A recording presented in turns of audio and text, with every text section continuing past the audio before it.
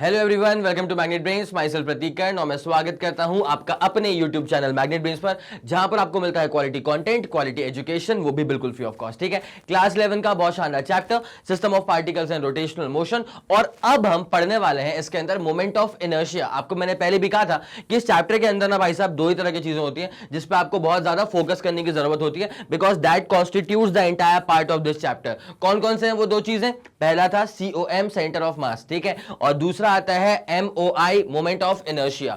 तो अब हम सेंटर ऑफ मास तो खत्म कर चुके थे, हम आ चुके हैं अब इसके मोमेंट ऑफ इनर्शिया वाले पार्ट के ऊपर।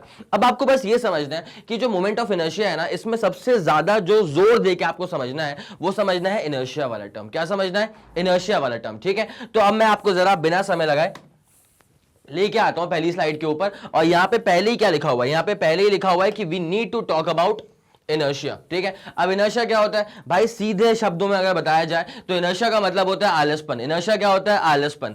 अगर कोई बॉडी रेस्ट पर है तो वो रेस्ट पे ही रहेगी, अगर कोई बॉडी मोशन में आ गई तो वो मूव ही करती रहेगी। कब तक? जब तक उस पर कोई एक्सटर्नल फोर्स अप्लाई ना कर दिया जाए। ठीक है, तो ये जो टेंडेंसी होती है ना बॉडी की अपने करंट स्टेट ऑफ मोशन को बनाए रखने की, उस टेंडेंसी को कहा जाता है इनर्शिया। क्या कहा जाता है? इनर्शिया कहा जाता है। ठीक है, अब अगर मैं लीनियर मोशन की बात करूंगा तो उसे अपन कह देंगे लीनियर इनर्शिया, लेकिन यहां पर हम बात करने वाले हैं रोटेशनल मोशन की। ठीक है, अब सुनना अच्छे से। कोई बॉडी अगर रोटेट कर रही है तो उसके पास लगातार रोटेट करने का इनर्शिया आ गया है। क्या आ गया उसके पास? लगातार रोटेट करने का इनर्शिया। और ये कब तक चेंज नहीं होगा? जब तक उसके ऊपर कोई एक्सटर्नल टॉर्क ना अप्लाई कर दिया जाए। आई आपको ये बात समझ में? तो पक्की सी बात है, इनर्शिया का मतलब क्या होता है? इनर्शिया का मतलब होता है एक तरह का आलसपन। अगर लीनियर मोशन में ऐसा इनर्शिया होता है तो वैसी ही कहानी रोटेशनल मोशन में होना भी लाजमी है, और रोटेशनल मोशन के इनर्शिया को आप कह सकते हैं मोमेंट ऑफ इनर्शिया। क्या कह सकते हैं इसको आप? मोमेंट ऑफ इनर्शिया या फिर rotational inertia. It's as simple as that. आ गई ये बात समझ? पक्का?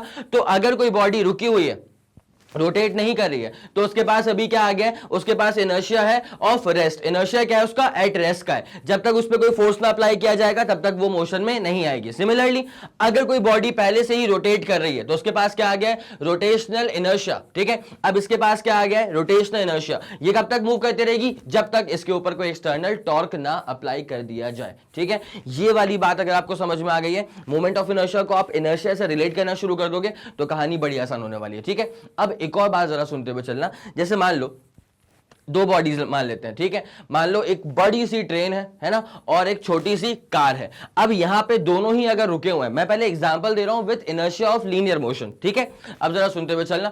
एक बड़ी सी ट्रेन है और एक छोटी सी कार है ना। अब ये भी रुकी हुई है, वो भी रुकी हुई है। अब अगर मुझे ऐसा है कि मुझे तो मोशन करवाना है, तो अभी दोनों के पास क्या है? अभी दोनों के पास है इनर्शिया ऑफ रेस्ट। क्या है? इनर्शिया ऑफ रेस्ट, है ना। अब अगर मेरे पास एक कार थी वाली, तो अगर मैं कार को धक्का देना चाहूंगा, मान लिया मुझसे नहीं भी हुआ तो अपने लोग बुला लेंगे अपन दो तीन, ठीक है, कि भाई एक मैटर है उस कार को भगाना है। तो अपन ने क्या करा? अब ये तीन चार लोग आ गए और उस कार को धक्का मार रहे हैं, अब वो कार मोशन में आ जाएगी। लेकिन यही तीन चार लोग अगर पूरा परिवार लेकर के भी आ जाएंगे ना, तो भी उस ट्रेन को मूव नहीं करवा पाएंगे। इसका मतलब क्या हुआ? इसका मतलब ये हुआ कि इनर्शिया ऑफ रेस्ट तो कार के पास भी था बिकॉज वो रुकी हुई थी, इनर्शिया ऑफ रेस्ट तो ट्रेन के पास भी था बिकॉज वो रुकी हुई थी। लेकिन किसका इनर्शिया ज्यादा है? किसका इनर्शिया ज्यादा है? किसकी टेंडेंसी ज्यादा है रेस्ट पे बने रहने की? तो ट्रेन की टेंडेंसी ज्यादा है रेस्ट पे बने रहने की। पक्का? इसका मतलब आप इसको ऐसे भी कह सकते हैं कि ट्रेन का इनर्शिया ऑफ रेस्ट ज्यादा है। क्या बोला मैंने? ट्रेन का इनर्शिया ऑफ रेस्ट ज्यादा है। It's as simple as that. अब इसी बात को पकड़ो। मैंने क्या बोला? ट्रेन का इनर्शिया ऑफ रेस्ट ज्यादा है। इसी बात को पकड़ो, समझो। ट्रेन का इनर्शिया ऑफ रेस्ट क्यों ज्यादा है? क्योंकि उसका मास ज्यादा है। ट्रेन का इनर्शिया ऑफ रेस्ट क्यों ज्यादा है? क्योंकि उसका मास ज्यादा है। इसका मतलब कहीं ना कहीं बात ऐसे अटकती है कि जिसका मास ज्यादा उसका इनर्शिया ज्यादा, जिसका मास कम उसका इनर्शिया कम। और इसीलिए एक बहुत ही महत्वपूर्ण स्टेटमेंट आता है, मास is the measure of inertia. क्या बोला बेटा? क्या बोला? मास is the measure of inertia. Inertia का मतलब क्या बता चुका था, किसी भी बॉडी की टेंडेंसी अपने करंट स्टेट ऑफ मोशन को बनाए रखने की, है ना, उसे कहा जाता है इनर्शिया। कार और ट्रेन दोनों रेस्ट पे थे, दोनों का इनर्शिया ऑफ रेस्ट था, लेकिन किसको मूव करवाना आसान था, कार को मूव करवाना। किसको मूव करवाना बहुत बेहद मुश्किल है, ट्रेन को। क्यों? उसका इनर्शिया ऑफ रेस्ट ज्यादा है। कैसे पता? बिकॉज वो मूव नहीं कर पा रहा, जान लगा दो, जान लगाए जा रहे बट मूव नहीं कर रहा। इसका मतलब क्या? उसकी टेंडेंसी ज्यादा है रेस्ट पे बने रहने की। ठीक है, पक्का? तो जिसका मास ज्यादा उसका इनर्शिया ज्यादा, इसलिए कहते हैं मास is the measure of inertia.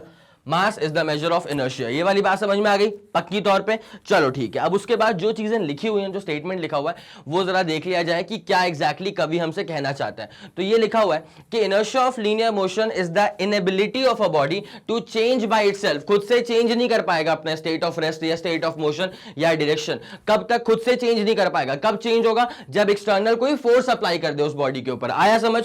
कोई भी बॉडी अगर लीनियर मोशन में है ना, तो वो खुद से अपना स्पीड, डायरेक्शन, वेलोसिटी और उसके बाद बाकी सारे पैरामीटर्स वो खुद से चेंज नहीं कर सकती। कब तक? जब तक उस पर कोई एक्सटर्नल फोर्स ना लग जाए। पक्का?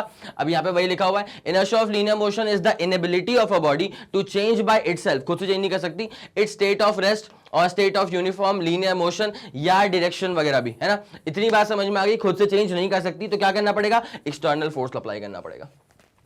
ठीक है, तो an external force is always required, an external force is always required to change the state of rest और the state of uniform linear motion of the body. External force की requirement होगी और this force varies directly as the mass of the body. इसका मतलब क्या हुआ? देखो भाई, एक्सटर्नल फोर्स अप्लाई करोगे तो बॉडी का स्टेट ऑफ मोशन जो है वो चेंज हो जाएगा। अब ये जो एक्सटर्नल फोर्स है वो डिपेंड किन चीजों पे कर रहा है? सबसे ज्यादा डिपेंडेंसी जो एक्सटर्नल फोर्स अप्लाई करेंगे उसकी सबसे ज्यादा डिपेंडेंसी किसके ऊपर है? मास के ऊपर है। कैसे? अगर भारी आइटम है, भारी मास है, तो उसको मूव करवाने के लिए ज्यादा फोर्स अप्लाई करना पड़ेगा। अगर हल्का मास है तो उसको मूव करवाने के लिए कम फोर्स अप्लाई करना पड़ेगा। आया समझ? तो इसका मतलब फोर्स ज्यादा अप्लाई करना पड़ेगा फॉर हैवी मास बॉडी। तो वही लिखा हुआ है, this force varies directly as the mass of the body, hence mass of the body is the measure of inertia of the body in linear motion का example दिया गया अभी। ठीक है, तो इसका मतलब mass is the measure of inertia of the body. बस उतनी सी ही कहानी थी जो मैंने आपसे पहले भी कही थी।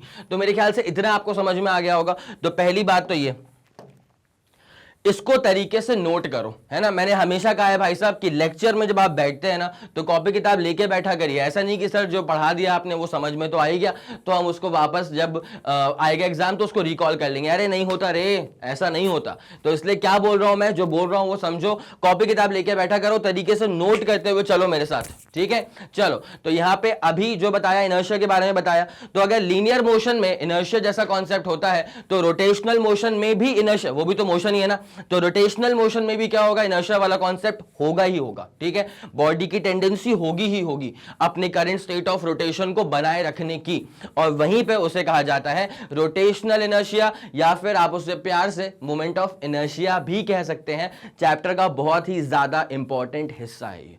ठीक है, MOI, मोमेंट ऑफ इनर्शिया। ये नोट कर लिया? 3 2 1 रेडी गो, डन। चलो बढ़िया। ये बात जो आपको मैंने बताई थी, ये बताई थी मैंने फॉर लीनियर मोशन। किसके लिए बताई थी? For linear motion. अब कहानी क्या आ रही है?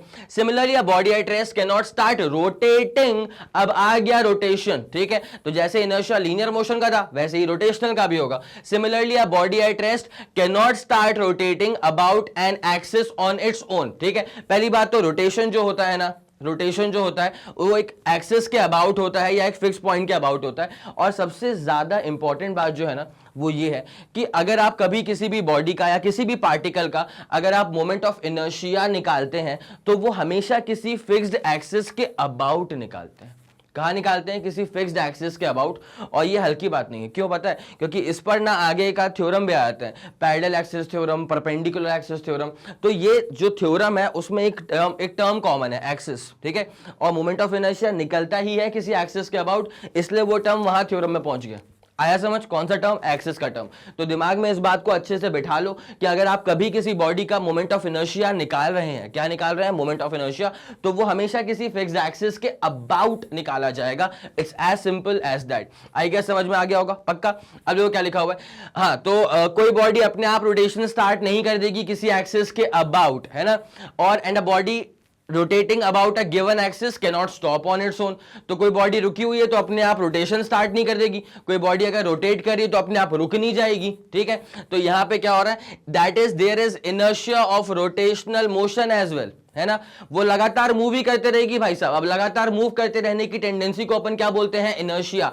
ये कब तक लगातार मूव करते रहेगी, जब तक उस पर कोई एक्सटर्नल फोर्स अप्लाई ना हो जाए, ठीक है। रोटेशनल मोशन में यूजुअली मैं एक्सटर्नल फोर्स को टॉर्क कह सकता हूं। क्या कह सकता हूं, टॉर्क कह सकता हूं। बता चुका था सिमिलर टर्म कैसे कैसे होते थे, आया कुछ याद, ठीक है। लीनियर में फोर्स कहते थे, रोटेशनल में टॉर्क, लीनियर मोमेंटम, और यहां पे आ गया था एंगुलर मोमेंटम। मैंने तो ये तक बताया था कि जैसे फोर्स को आप कहते हैं rate of change of linear momentum, वैसे ही टॉर्क हो जाता है rate of change of angular momentum. It's as simple as that. इस तरह की बातें भी हम कर चुके थे। अब यहां पे क्या होने वाला है, a quantity that measures the inertia of rotational motion of the body is called as rotational inertia. पहले भी कहा था कि क्या कहा जाएगा, वो रोटेशनल इनर्शिया, या फिर आप चाहो तो प्यार से उसे क्या बोल दो सॉरी, आप चाहो तो उसे प्यार से बोल दो मोमेंट ऑफ इनर्शिया। क्या बोल दीजिए, मोमेंट ऑफ इनर्शिया, MOI। अब यहां पे सबसे इंपॉर्टेंट पॉइंट जो है जरा उस पर गौर फरमाया जाए। Does moment of inertia plays the same role in rotational motion as mass plays in linear motion? बेटा ये एक तरफा पॉइंट है, ये जो पॉइंट है, ये जो पॉइंट है, ये एक तरफा पॉइंट है भाई, एक तरफा पॉइंट है। दिल में बसा के रखना इस पॉइंट को, ठीक है। तो माफ कीजिए, यहां क्या लिखा हुआ है, thus moment of inertia plays the same role. पहली बात तो मोमेंट ऑफ इनर्शिया को ना, अब एक बात समझ लो यार, कि मोमेंट ऑफ इनर्शिया को हम डिनोट करेंगे आई से। किससे डिनोट करेंगे, आई से करेंगे। आगे बताऊंगा इसके बारे में, हालांकि अब ये छोटी सी बात यहां पे भी आ गई है तो आई थॉट कि बता ही देता हूं। तो मोमेंट ऑफ इनर्शिया को आप किससे करेंगे, आई से करेंगे रिप्रेजेंट। और यहां पे सबसे प्यारी चीज क्या लिखी हुई है कि moment of inertia plays the same role in rotational motion as mass plays in linear motion. तो आप मास को रिप्लेस कर सकते हैं किससे, मोमेंट ऑफ इनर्शिया से।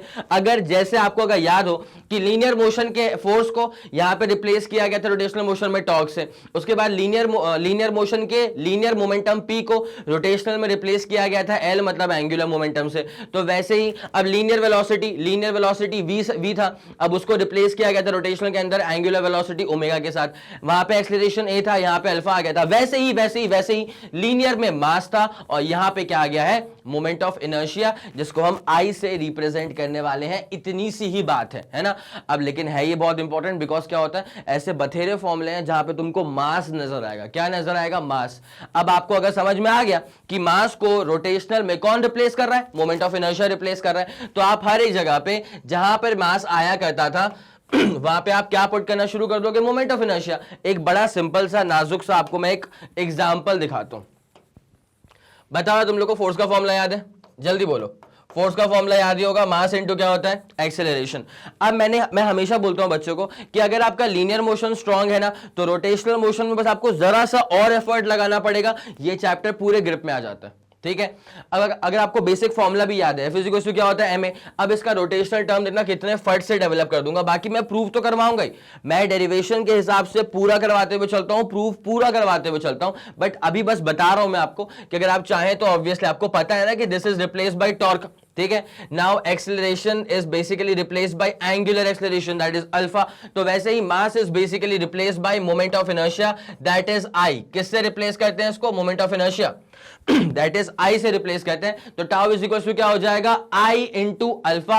It's as simple as that, है ना। ये हम कब लिख पाए, जब हमें समझ में आया कि अच्छा लीनियर मोशन के मास को रोटेशन में कौन रिप्लेस करने वाला है, मोमेंट ऑफ इनर्शिया रिप्लेस करने वाला है, ठीक है। इतनी बात क्लियर हो गई है। अब एक और चीज है यार, मोमेंट ऑफ इनर्शिया मास को रिप्लेस कर क्यों रहा है। पहली बात तो ये सोचो, मैंने पहले भी कहा था कि यार इनर्शिया अगर बात की जाए तो उसमें एक स्टेटमेंट आता है कि मास is the measure of inertia. क्या आता है, मास is the measure of inertia. इसका मतलब बॉडी का मास ज्यादा तो उसका इनर्शिया ज्यादा। तो यहीं पे इसी लॉजिक को देखते हुए मास को ऑब्वियसली रिप्लेस करना बनता है मोमेंट ऑफ इनर्शिया के साथ, ठीक है। Because literally mass is basically the measure of inertia of the body only. पक्का आ गया समझ।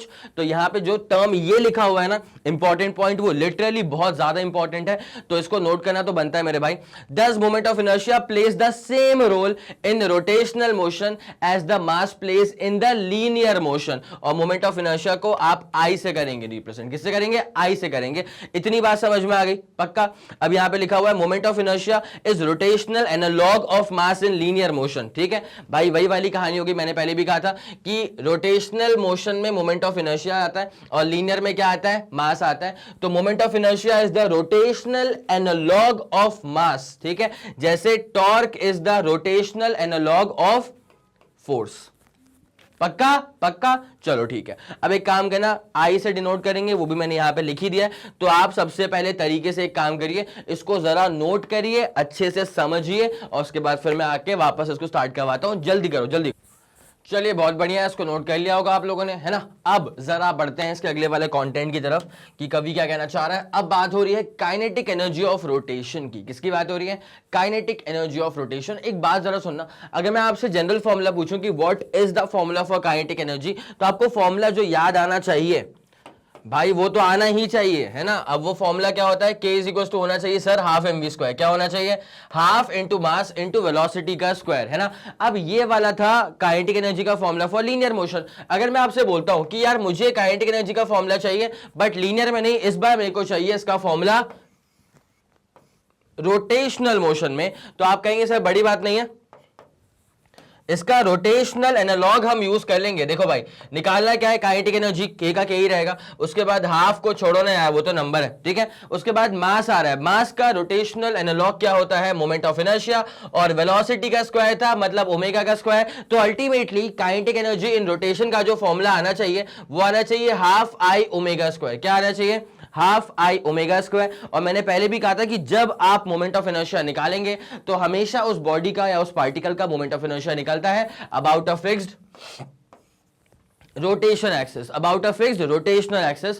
तो जैसे ये बॉडी है ना, अब ये बॉडी घूम रही है घूम रही है घूम रही है, तो इसका रोटेशन एक्सिस इसके थ्रू पास कर रहा है, ठीक है। Rotation axis is basically perpendicular to the plane of this disc या ऑफ दिस बॉडी, है ना। इतनी बात समझ में आ गई। अब जरा गौर करना, काइनेटिक एनर्जी का फॉर्मूला मैं निकाल दूंगा, ये सारी चीजें भी जो लिखी हुई है यहाँ पे ये पूरा फिगर आउट करवा दूंगा, but the thing is that कि एक बार आपको एक आध छोटे मोटे न्यूएंसेस जो होते हैं ना, एक बार वो भी दिखा दिए जाए तो आपके लिए बड़ी आसानी होने वाली है, ठीक है। अब वो न्यूएंसेस क्या है तो जरा गौर करना। क्या आपको याद है कि there was something called as a relation between linear velocity and angular velocity, v is equal to r omega.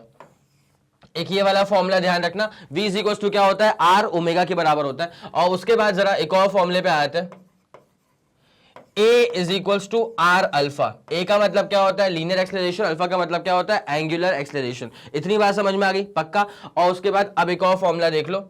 देखो अगर वेलोसिटी निकालनी है तो क्या होती है? वेलोसिटी डिस्प्लेसमेंट अपॉन टाइम होती है। तो अगर एंगुलर वेलोसिटी निकालनी है तो एंगुलर डिस्प्लेसमेंट अपॉन टाइम हो जाएगा।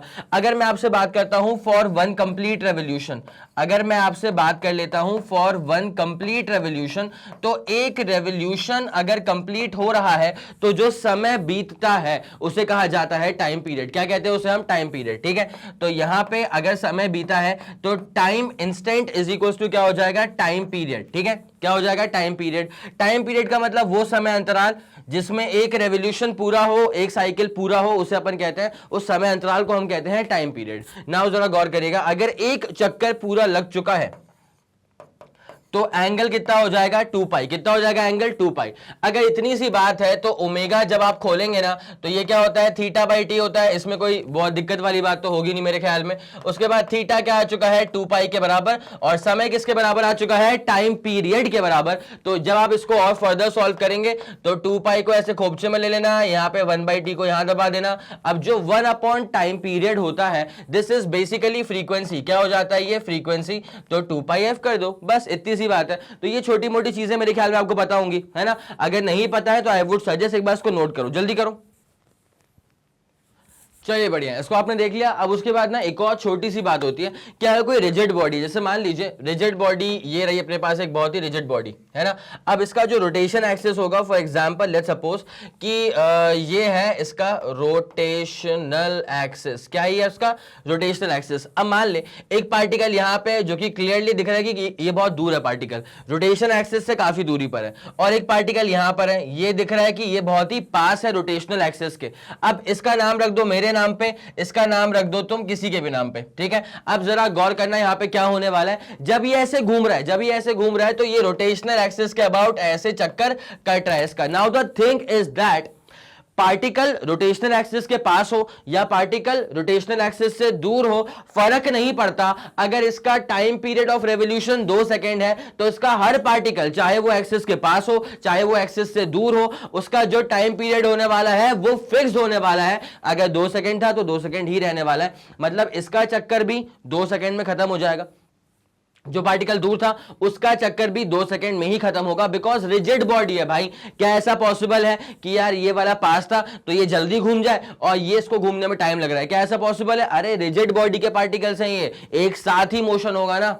आया समझ कि नहीं आया? इसका मतलब क्या है कि किसी भी रिजिड बॉडी के लिए जो टाइम पीरियड है वो फिक्स्ड होता है। किसी भी रिजिड बॉडी के लिए टाइम पीरियड जो है वो फिक्स्ड होता है। तो time period is fixed for all the particles. Time period is fixed for all the particles of a rigid body. of a rigid body. बस इतनी सी बात थी, ठीक है। अब अगर टाइम पीरियड फिक्स्ड हो गया तो इसके वजह से पता है क्या हो जाएगा, ओमेगा जो है ना वो भी फिक्स्ड हो जाएगा। इसकी वजह से ओमेगा जो है ना वो भी फिक्स्ड हो जाएगा। क्यों? देखो 2 पाई बाई टी होता है, 2 पाई तो वैसे भी कांस्टेंट है, और हर पार्टिकल का, सिंस वो रिजिड बॉडी के पार्टिकल्स है तो हर पार्टिकल का टाइम पीरियड भी कांस्टेंट है, जिसकी वजह से ओमेगा की वैल्यू भी क्या हो जाएगी, कांस्टेंट हो जाएगी। It's as simple as that. पक्का इतनी बात समझ में आ गई? श्योर हो? चलो ठीक है। अब एक काम करो, जरा इसको नोट करो। 3 2 1 माफ कीजिए, 3 2 1 रेडी गो डन। चलो हो गया, क्लियर करें इसको। ओके, ये वाली बात समझ में आ गई, ठीक है। अब ये था इसका प्री रिक्विजिट जो आपको बताना था कि एंगुलर वेलोसिटी, अभी क्या बताया कि angular velocity is constant for all the particles of a rigid body and time period is also constant for all the particles of a rigid body. अगर ये वाली बात समझ में आ गई है तो ये इसका प्री रिक्विजिट था, क्योंकि इसी के दम पे हम शुरू करने वाले हैं काइनेटिक एनर्जी का डेरिवेशन फॉर रोटेशनल मोशन। चले शुरू करें, चलो आ जाओ। ओके देखो भाई क्या होने वाला है इसमें, जैसे मान लो फॉर एग्जांपल, अच्छा एक और चीज ना, यहाँ पे जो कीवर्ड्स लिखे हुए थे जरा वो पढ़ लो एक बार। काइनेटिक एनर्जी भाई डेफिनेशन है यार, मैंने कहा है, बहुत बार कहा है मैंने कि कई बार आपको आता रहता है सब कुछ, लेकिन आप सही से उसको व्यक्त नहीं कर पाते बिकॉज आपके पास टर्म्स नहीं होते हैं, ठीक है। तो ये आपके पास डेफिनेशन है पूरा का पूरा फॉर काइनेटिक एनर्जी। क्या लिखा हुआ है?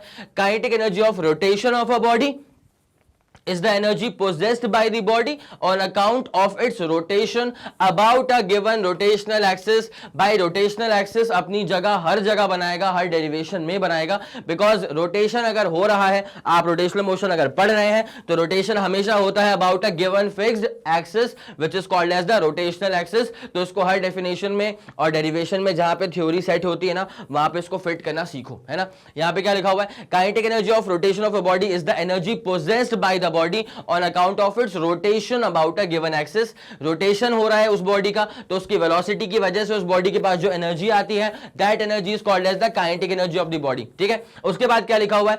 As the body is rigid, जो मैंने बात अभी आपसे यहां पे की थी ना, ओमेगा फिक्स्ड होगा, टाइम पीरियड फिक्स्ड होगा, ये आपने नोट कर ही लिया होगा, उसी को मैंने यहां पे लिख दिया है साफ साफ शब्दों में भी, और समझ में आपको वैसे भी आ गया होगा। As the body is rigid, body बहुत रिजिड है, all the particles of the body complete one revolution about OZ axis मैंने लिए, ठीक है, about any given axis in the same time, ठीक है। पार्टिकल पास हो या पार्टिकल दूर हो उसका टाइम पीरियड सेम रहने वाला है, जिसकी वजह से उसकी एंगुलर वेलोसिटी भी सेम रहने वाली है, एंगुलर वेलोसिटी भी सेम रहने वाली है। लेकिन मैंने आपको एक चीज यहां लिखाई थी, v इक्वल्स टू क्या होता है? R omega. भाई ओमेगा क्या हो गया? Angular velocity. v क्या हो गया? Linear velocity. चलो माना कि एंगुलर वेलोसिटी कांस्टेंट है, ठीक है, but the thing is that her particle की जो दूरी है from the rotation axis, her particle की जो दूरी है फ्रॉम द रोटेशन एक्सिस, क्या वो फिक्स्ड है? नहीं, वो अलग अलग है, जिसकी वजह से क्या होगा पता है? Since r varies therefore velocity varies। क्या आप समझ पाए इस बात को? सिंस r की वैल्यू वेरी करेगी, पार्टिकल पास में है तो r कम हो जाएगा, पार्टिकल दूर है तो r बढ़ जाएगा, तो सिंस r वेरी करेगा देयरफॉर वेलोसिटी की वैल्यू भी वेरी करेगी, ये लाजमी सी बात है। पक्का डन हो गया दिमाग में, चलो ठीक है, ओके।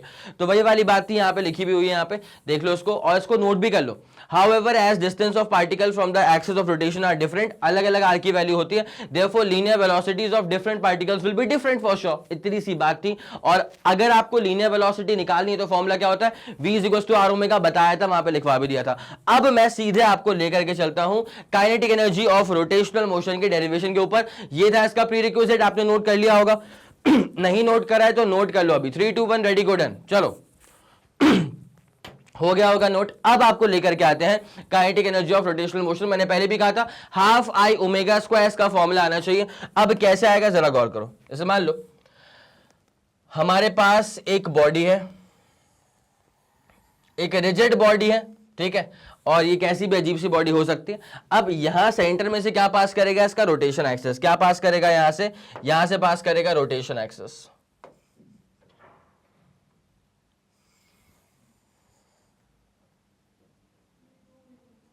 ये हो गया इसका रोटेशन एक्सिस। अब यार बीच में से क्या बोलते हैं, बीच में से एक्सिस थोड़ी पास कर रही होगी, है ना। तो मतलब एक्सिस पास करिए, बट यहां पे ऊपर दिखा दिया, नीचे दिखा दिया, तो ये वाला पार्ट कैसा कर देंगे अपन, ब्रोकन लाइंस। ये वाला, ये सब पूरी कलाकारी होती है भाई, ये सब पूरी कलाकारी होती है। तो यहां से पास करने वाली है ऐसा ब्रोकन लाइंस। तो ये जो बनी है इसे अपन कहेंगे रोटेशन एक्सिस। और मान लेते हैं कि पार्टिकल जो है ना वो ऐसे रोटेट कर रहा है एंटी क्लॉकवाइज, है ना, ऐसे करा रोटेट। तो ये क्या हो गया इसका rotation axis. Now the thing is that कि यहाँ पे ये जो बॉडी बनी है ना, ये सिस्टम ऑफ पार्टिकल्स है। इसका मतलब क्या, बहुत सारे पार्टिकल्स को मिला करके बनी है। तो इसमें से एक काम करेंगे, पहला वाला पार्टिकल अपन मान लेते हैं, कहाँ मान ले, कहीं भी मान लो यार। इसका मास कितना ले लो, m1 ले लो। उसके बाद एक पार्टिकल तुम चाहो तो यहां मान लो, इसका मास कितना ले लो, m2 ले लो। उसके बाद एक पार्टिकल चाहो तो यहां मान लो, इसका मास कितना ले लो, m3 ले लो। ऐसे भैया n नंबर ऑफ पार्टिकल्स हैं। तो यहां पे एक पार्टिकल ये ले लेता हूं, इसका मास में क्या ले लेता हूं, इसका मास ले लेता हूं m सबस्क्रिप्ट n, मतलब मास ऑफ nth पार्टिकल। अब यहां पे क्या होने वाला है जरा गौर फरमाइएगा अच्छे से। देखो रोटेशन एक्सिस से इसकी दूरी r1 के बराबर, रोटेशन एक्सिस से इसकी दूरी r2 के बराबर, रोटेशन एक्सिस से इसकी दूरी r3 के बराबर, और ये ऐसे n नंबर ऑफ पार्टिकल्स हैं, इसकी दूरी rn के बराबर। किसके बराबर हो जाएगी, rn के बराबर। अब जरा ध्यान देते हुए चलिए, ये दूरी r1 हो गई, ये दूरी r2 हो गई, ये दूरी r3 हो गई। अब ऐसे ही n नंबर ऑफ पार्टिकल्स है तो rn तक की दूरी हो गई। क्या हो गई, rn तक की दूरी हो गई। अब ये पूरी बॉडी घूम रही है तो उसका हर एक पार्टिकल भी तो घूम ही रहा होगा ना, ऑब्वियसली। ऐसे कैसे पॉसिबल है कि पूरी बॉडी घूमे और एक आध पार्टिकल मना कर दे कि हम नहीं घूम रहे, कैसे पॉसिबल है। तो सारे के सारे पार्टिकल जो है वो चक्कर काट रहे हैं ना, किसके चक्कर काट रहे हैं, रोटेशन एक्सिस के। किसके, रोटेशन एक्सिस के। तो अब जब यहां पर इनका चक्कर बनेगा कुछ इस तरह, इसका भी कुछ इस तरह, सबके चक्कर काट रहे हैं, सब मान ही नहीं रहे, सब चक्कर ही काटे जा रहे हैं। कोई दिक्कत नहीं, काटने दो, है ना। Now the thing is that कि पूरा कैसा है, एंटी क्लॉकवाइज मोशन हो रहा है ना, तो सबके पास एक लीनियर वेलोसिटी कंपोनेंट भी है ही ऑब्वियसली। तो यहाँ पे जब लीनियर वेलोसिटी की आप बात करेंगे और उसके दम पे आप जब काइनेटिक एनर्जी की बात करेंगे, अगर मुझे इस पूरी बॉडी की निकालनी है काइनेटिक एनर्जी, सबसे सिंपल तरीका क्या होगा पता है, एक काम करो, सारे पार्टिकल्स की काइनेटिक एनर्जी निकाल दो, सारे पार्टिकल्स की एनर्जी निकाल दो, उसको ऐड कर देना, बस काम खत्म। जैसे मान लिया अगर अगर ये बॉडी है ना, अब ये बना है n नंबर ऑफ पार्टिकल से मिला करके, तो अगर मुझे इस बॉडी की काइनेटिक एनर्जी चाहिए तो मैं क्या करूंगा, इस बॉडी में कितने पार्टिकल्स हैं, n नंबर ऑफ पार्टिकल्स हैं, तो n नंबर ऑफ पार्टिकल्स की निकाल दूंगा मैं क्या, काइनेटिक एनर्जी, उसको ऐड कर दूंगा, तब जो मुझे मिलेगा वो मुझे क्या मिलेगा, kinetic energy of the entire body. ठीक है, अब बस मैं वही करने वाला हूं यहां पे, तो जरा गौर करिएगा अच्छे से। Kinetic energy of the body जब आपको निकालना है तो आप एक काम करो, काइनेटिक एनर्जी निकाल दो पहली वाली बॉडी की, फिर काइनेटिक एनर्जी निकाल दो दूसरी वाली बॉडी की, फिर तीसरी की निकाल दो, चौथी की निकाल दो, पांचवी की निकाल दो, ऐसे करते करते करते करते करते करते काइनेटिक एनर्जी निकाल दो nth पार्टिकल का। ठीक है, अब इसके बाद जो कहानी आगे बढ़ने वाली है, तो kinetic energy of the body, अब सुनना, यहां पे क्या हो जाएगा, पहली बात तो ये काइनेटिक एनर्जी K1 का मतलब क्या होता है, kinetic energy of the first particle, kinetic energy of the first particle. तो भाई साहब उसका जब आप निकालोगे काइनेटिक एनर्जी, फॉर्मूला क्या होता है, half mv square. Basic formula क्या होता है, हाफ भाई पहली वाली का मास क्या है m1, ठीक है। अब पहली वाली की वेलोसिटी क्या है हमें क्या पता, v1 का स्क्वायर। अच्छा, तुम फंस तो नहीं गए? अरे भैया v1 लेना पड़ेगा ना, v2 इसका लेना पड़ेगा, इसका v3 करना पड़ेगा। क्यों?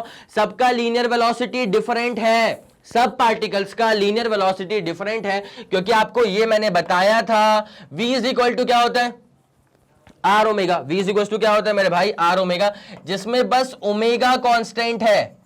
v इज इक्वल टू हो गया आर ओमेगा, जिसमें बस ओमेगा कांस्टेंट है। अगर ओमेगा कांस्टेंट है इसका मतलब ये हो गया कि v is proportional to r हो गया। v प्रोपोर्शनल टू क्या हो गया, r हो गया। जिसका दूरी ज्यादा उसका लीनियर वेलोसिटी ज्यादा, जिसकी दूरियां come from the rotation axis उसका लीनियर वेलोसिटी भी come from the rotation axis वाला दूरी, ठीक है। इतनी बात समझ में आ गई पक्का? तो लीनियर वेलोसिटी भाई सबकी डिफरेंट डिफरेंट होने वाली है, इसलिए पहले वाले की v1 दूसरे वाले की v2।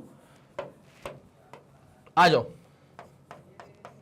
हाफ दूसरी वाली का मास दूसरे वाली की वेलोसिटी, तो हाफ m2 v2 का स्क्वायर। यहां तक पहुंच जाओगे तो क्या हो जाएगा, half mass of nth particle velocity of nth particle का स्क्वायर। क्या आपको यहां तक की बात पूरी समझ में आ गई? पक्का? यहां तक आप श्योर हो? अब जरा एक काम करना, आपको ये पता होना चाहिए कि v1 v2 v3 ये सब कैसे निकलता है। तो बेसिक फॉर्मूला कोई बड़ी बात थोड़ी ना, कोई बड़ी बात थोड़ी है। नाउ एज वी नो, हम तो ऐसे लिख देते हैं कि नाउ एज वी नो, भले ही इसको लिखने के बाद मालूम चले, पर हम लिख देंगे now as we already know, ठीक है। अब हमें क्या पता है पहले से कि यार v is equal to r omega होता है। मैंने बोला बहुत बढ़िया होता है v is equal to r omega, but the thing is that अगर आपको v1 निकालना है, मतलब पहले वाले की निकालनी है वेलोसिटी, तो दूरी पहले वाले की क्या है, r1 है। अब ओमेगा 1 वाली गलती मत करना। क्यों? अबे ओमेगा 1 ओमेगा 2 ओमेगा 3 क्यों लोगे? जब सबका एंगुलर वेलोसिटी सेम ही है तो क्यों लोगे ओमेगा डिफरेंट? आया समझ के नहीं आया? तो v1 कितना हो गया, r1 ओमेगा, v2 कितना हो जाएगा, r2 ओमेगा, और इसी के लॉजिक पे अगर आप चलेंगे तो वेलोसिटी ऑफ nth पार्टिकल क्या हो जाएगा, rn ओमेगा, ठीक है। r सबस्क्रिप्ट n, इसका मतलब distance of that particle from the rotational axis, ठीक है, nth पार्टिकल। अब जब मैं इसको इंप्लीमेंट करूंगा ना तो कहानी कैसे आने वाली है, kinetic energy of the body is equal to half, भाई ये m1 को बिल्कुल मत टच करो यार। उसके बाद v1 का स्क्वायर करना है, इसका मतलब ये हो जाएगा r1 का स्क्वायर ओमेगा का स्क्वायर। उसके बाद आपको निकालनी है काइनेटिक एनर्जी ऑफ दी दूसरा वाला पार्टिकल, तो क्या हो जाएगा, हाफ m2। उसके बाद वेलोसिटी ऑफ सेकंड पार्टिकल, तो v क्या होता है, r ओमेगा, तो ये हो जाएगा r2 का स्क्वायर ओमेगा का स्क्वायर।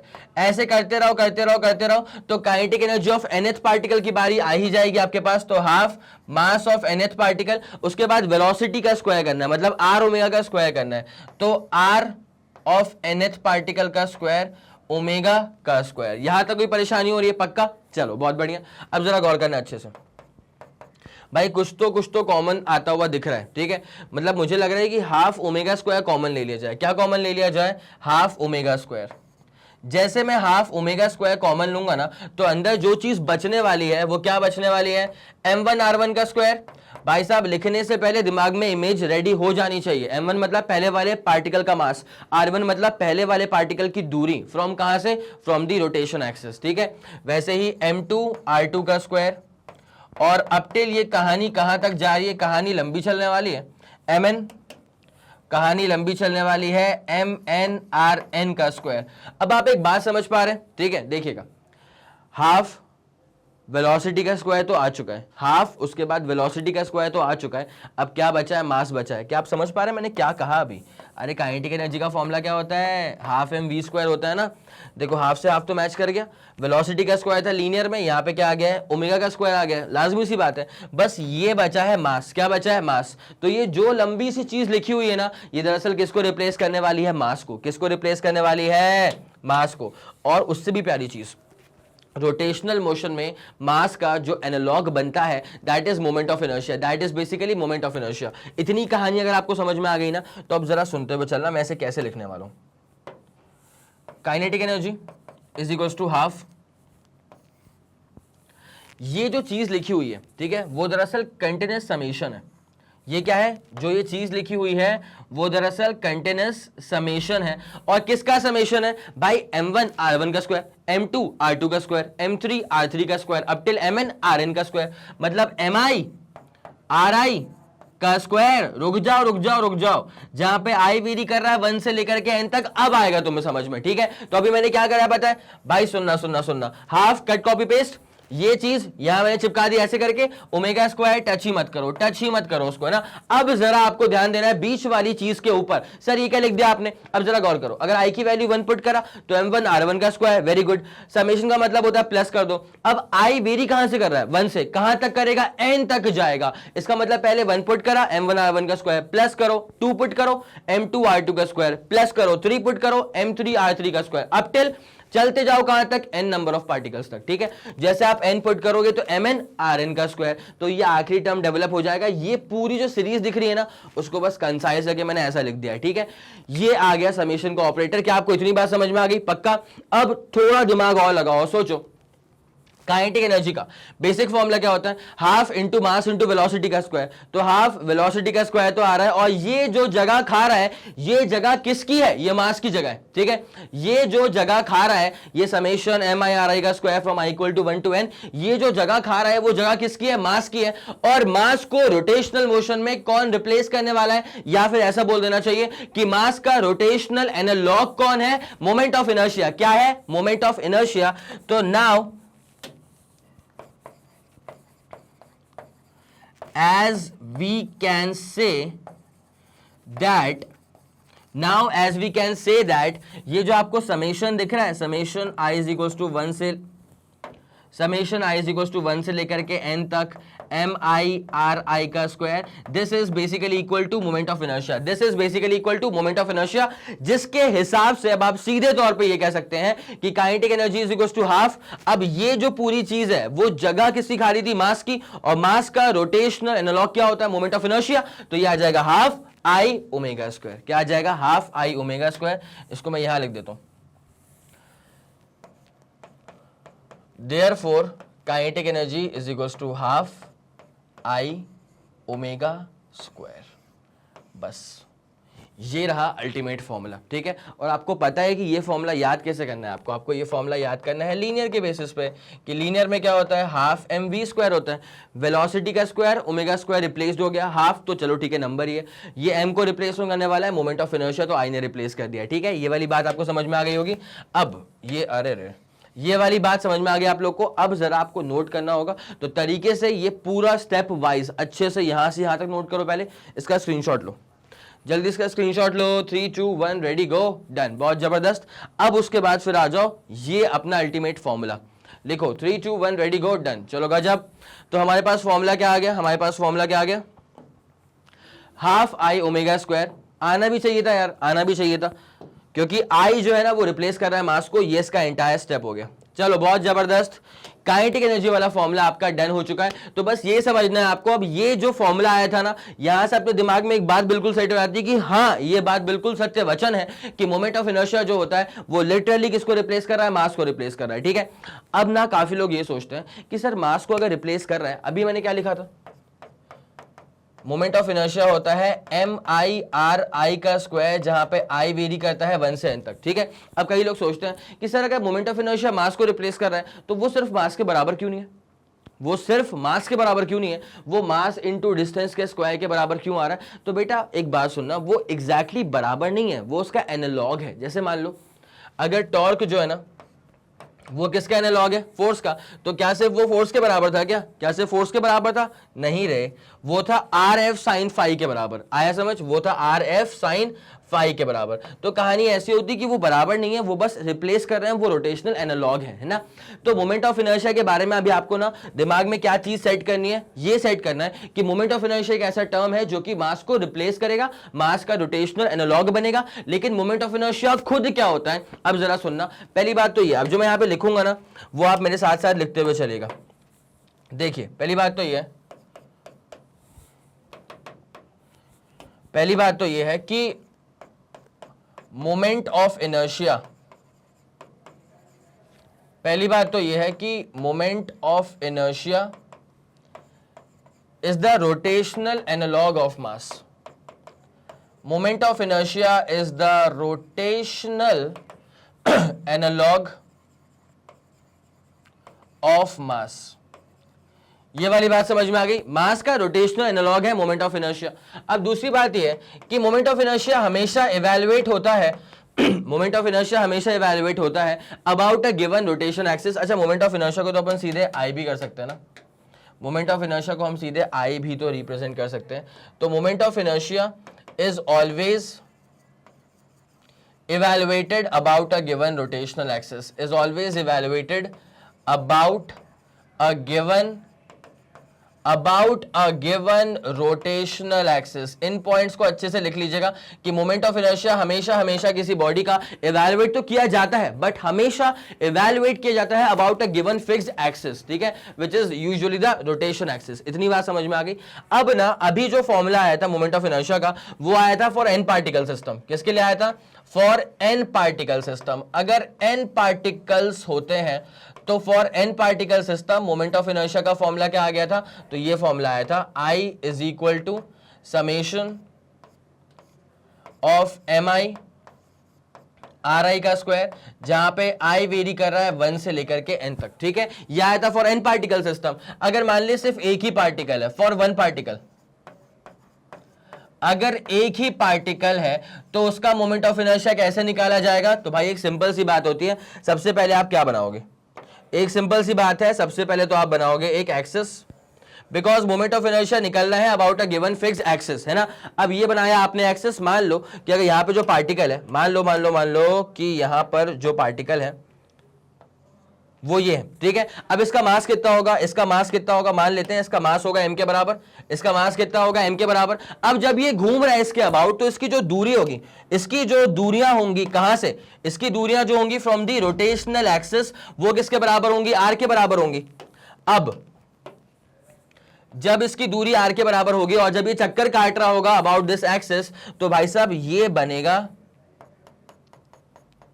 इसका रोटेशनल पाथ, पक्का बनेगा। और तब जाकर के पता है क्या होगा? ये मान लिया इसका नाम रख दिया अपन ने ए बी एक्सिस। तो भाई अब सबसे प्यारी बात तुमको अब सीखने को मिल रही है कि मोमेंट ऑफ इनर्शिया इस पार्टिकल का हम निकालेंगे अबाउट ए बी एक्सिस। कहां पे निकालेंगे? About A B axis. अब जरा गौर करो, अगर एन पार्टिकल्स थे तो क्या हो गया था? m1 r1 का स्क्वायर प्लस m2 r2 का स्क्वायर प्लस m3 r3 का स्क्वायर, अप टिल क्या हो गया था? mn rn का स्क्वायर। लेकिन अगर सिर्फ एक ही पार्टिकल है तो mr का स्क्वायर, ठीक है। क्या हो जाएगा यहाँ पे? m, इसका मास कितना है? m के बराबर है, और इसकी दूरी कितनी है? r के बराबर है, तो m इंटू आर का square. It's as simple as that. तो आपने इस पार्टिकल का मोमेंट ऑफ इनर्शिया निकाल दिया about this given fixed axis A B axis. कहां पे? ए बी एक्सिस के अबाउट m मास का मोमेंट ऑफ इनर्शिया आपने निकाल दिया, m r का स्क्वायर आ चुका है, ठीक है। चलो बेटा, इसको जरा दिल में बसा लो। अति महत्वपूर्ण फॉर्मूला, इसको आप सीधी तौर पे ऐसे भी लिख सकते हैं कि मोमेंट ऑफ इनर्शिया अगर आपको निकालना है किसी भी पार्टिकल का about a given fixed axis, तो उस पार्टिकल का मास इनटू उस पार्टिकल का distance from the rotation axis, distance from the rotation axis. तो mass into distance from the rotation axis का स्क्वायर कर दीजिएगा। This becomes the basic formula, this becomes the basic formula for moment of inertia.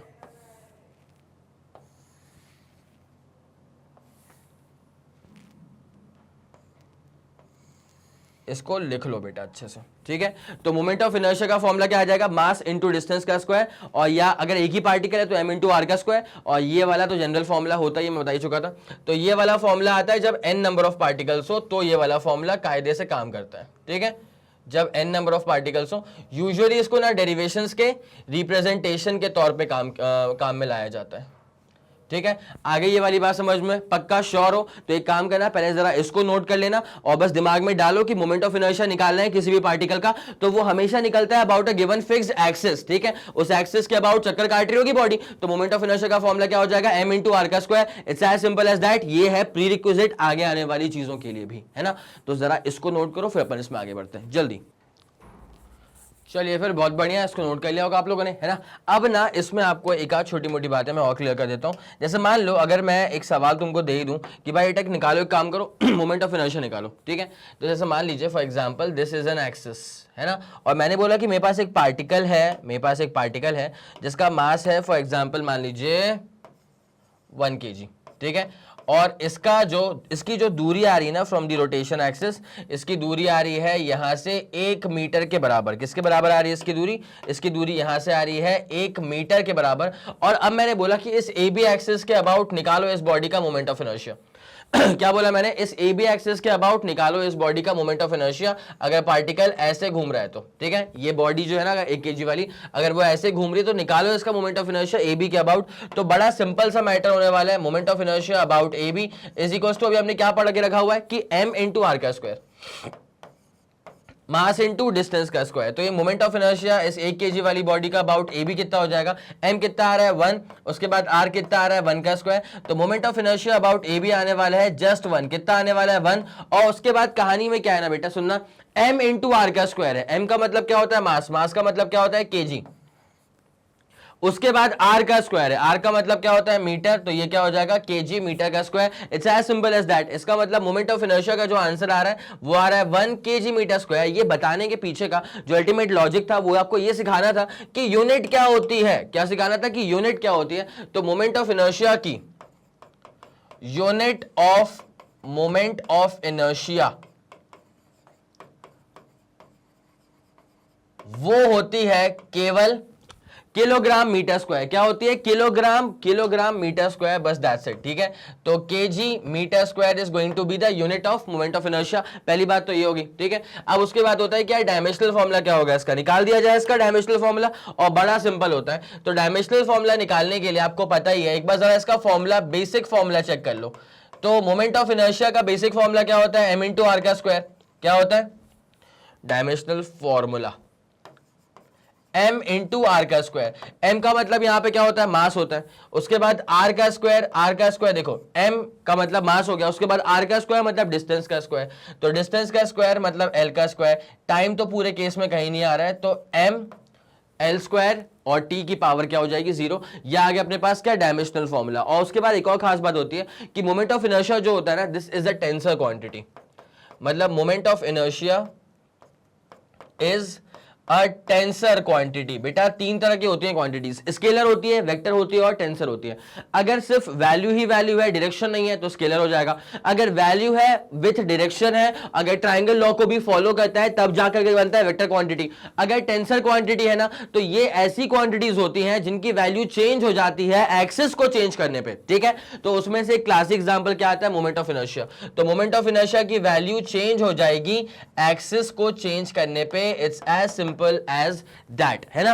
अब ऐसे का example होता है, जैसे मान लो फॉर एग्जांपल रिफ्रैक्टिव इंडेक्स। ठीक है, रिफ्रैक्टिव इंडेक्स भी क्या होता है? टेंसर क्वांटिटी होती है, उसकी वैल्यू भी चेंज होती है एक्सिस वगैरह को चेंज करने पे। लेकिन सबसे ज्यादा इंपॉर्टेंट जो यहां पे पॉइंट है ना, ये वाला पॉइंट और ये वाला पॉइंट, ये बहुत फ्रीक्वेंटली होंगे यूज, इसलिए बता रहा था मैं। ठीक है, पक्का आ गया समझ में आपको इतना? तो मोमेंट ऑफ इनर्शिया का फॉर्मूला क्या हो जाता है? m इंटू आर का स्क्वायर, यूनिट क्या हो जाती है? kg metre square. Dimensional formula m l square, t तो 0 होता है। इतनी बात समझ में आ गई? 3 2 1 रेडी गो डन। चलो बहुत बढ़िया, ये आपका पूरा क्लियर हो चुका था। ठीक है, अब काइनेटिक एनर्जी वाला काम तो आपका हो चुका है। अब यहां पे क्या पॉइंट्स लिखे हुए हैं जरा उसको देख लिया जाए।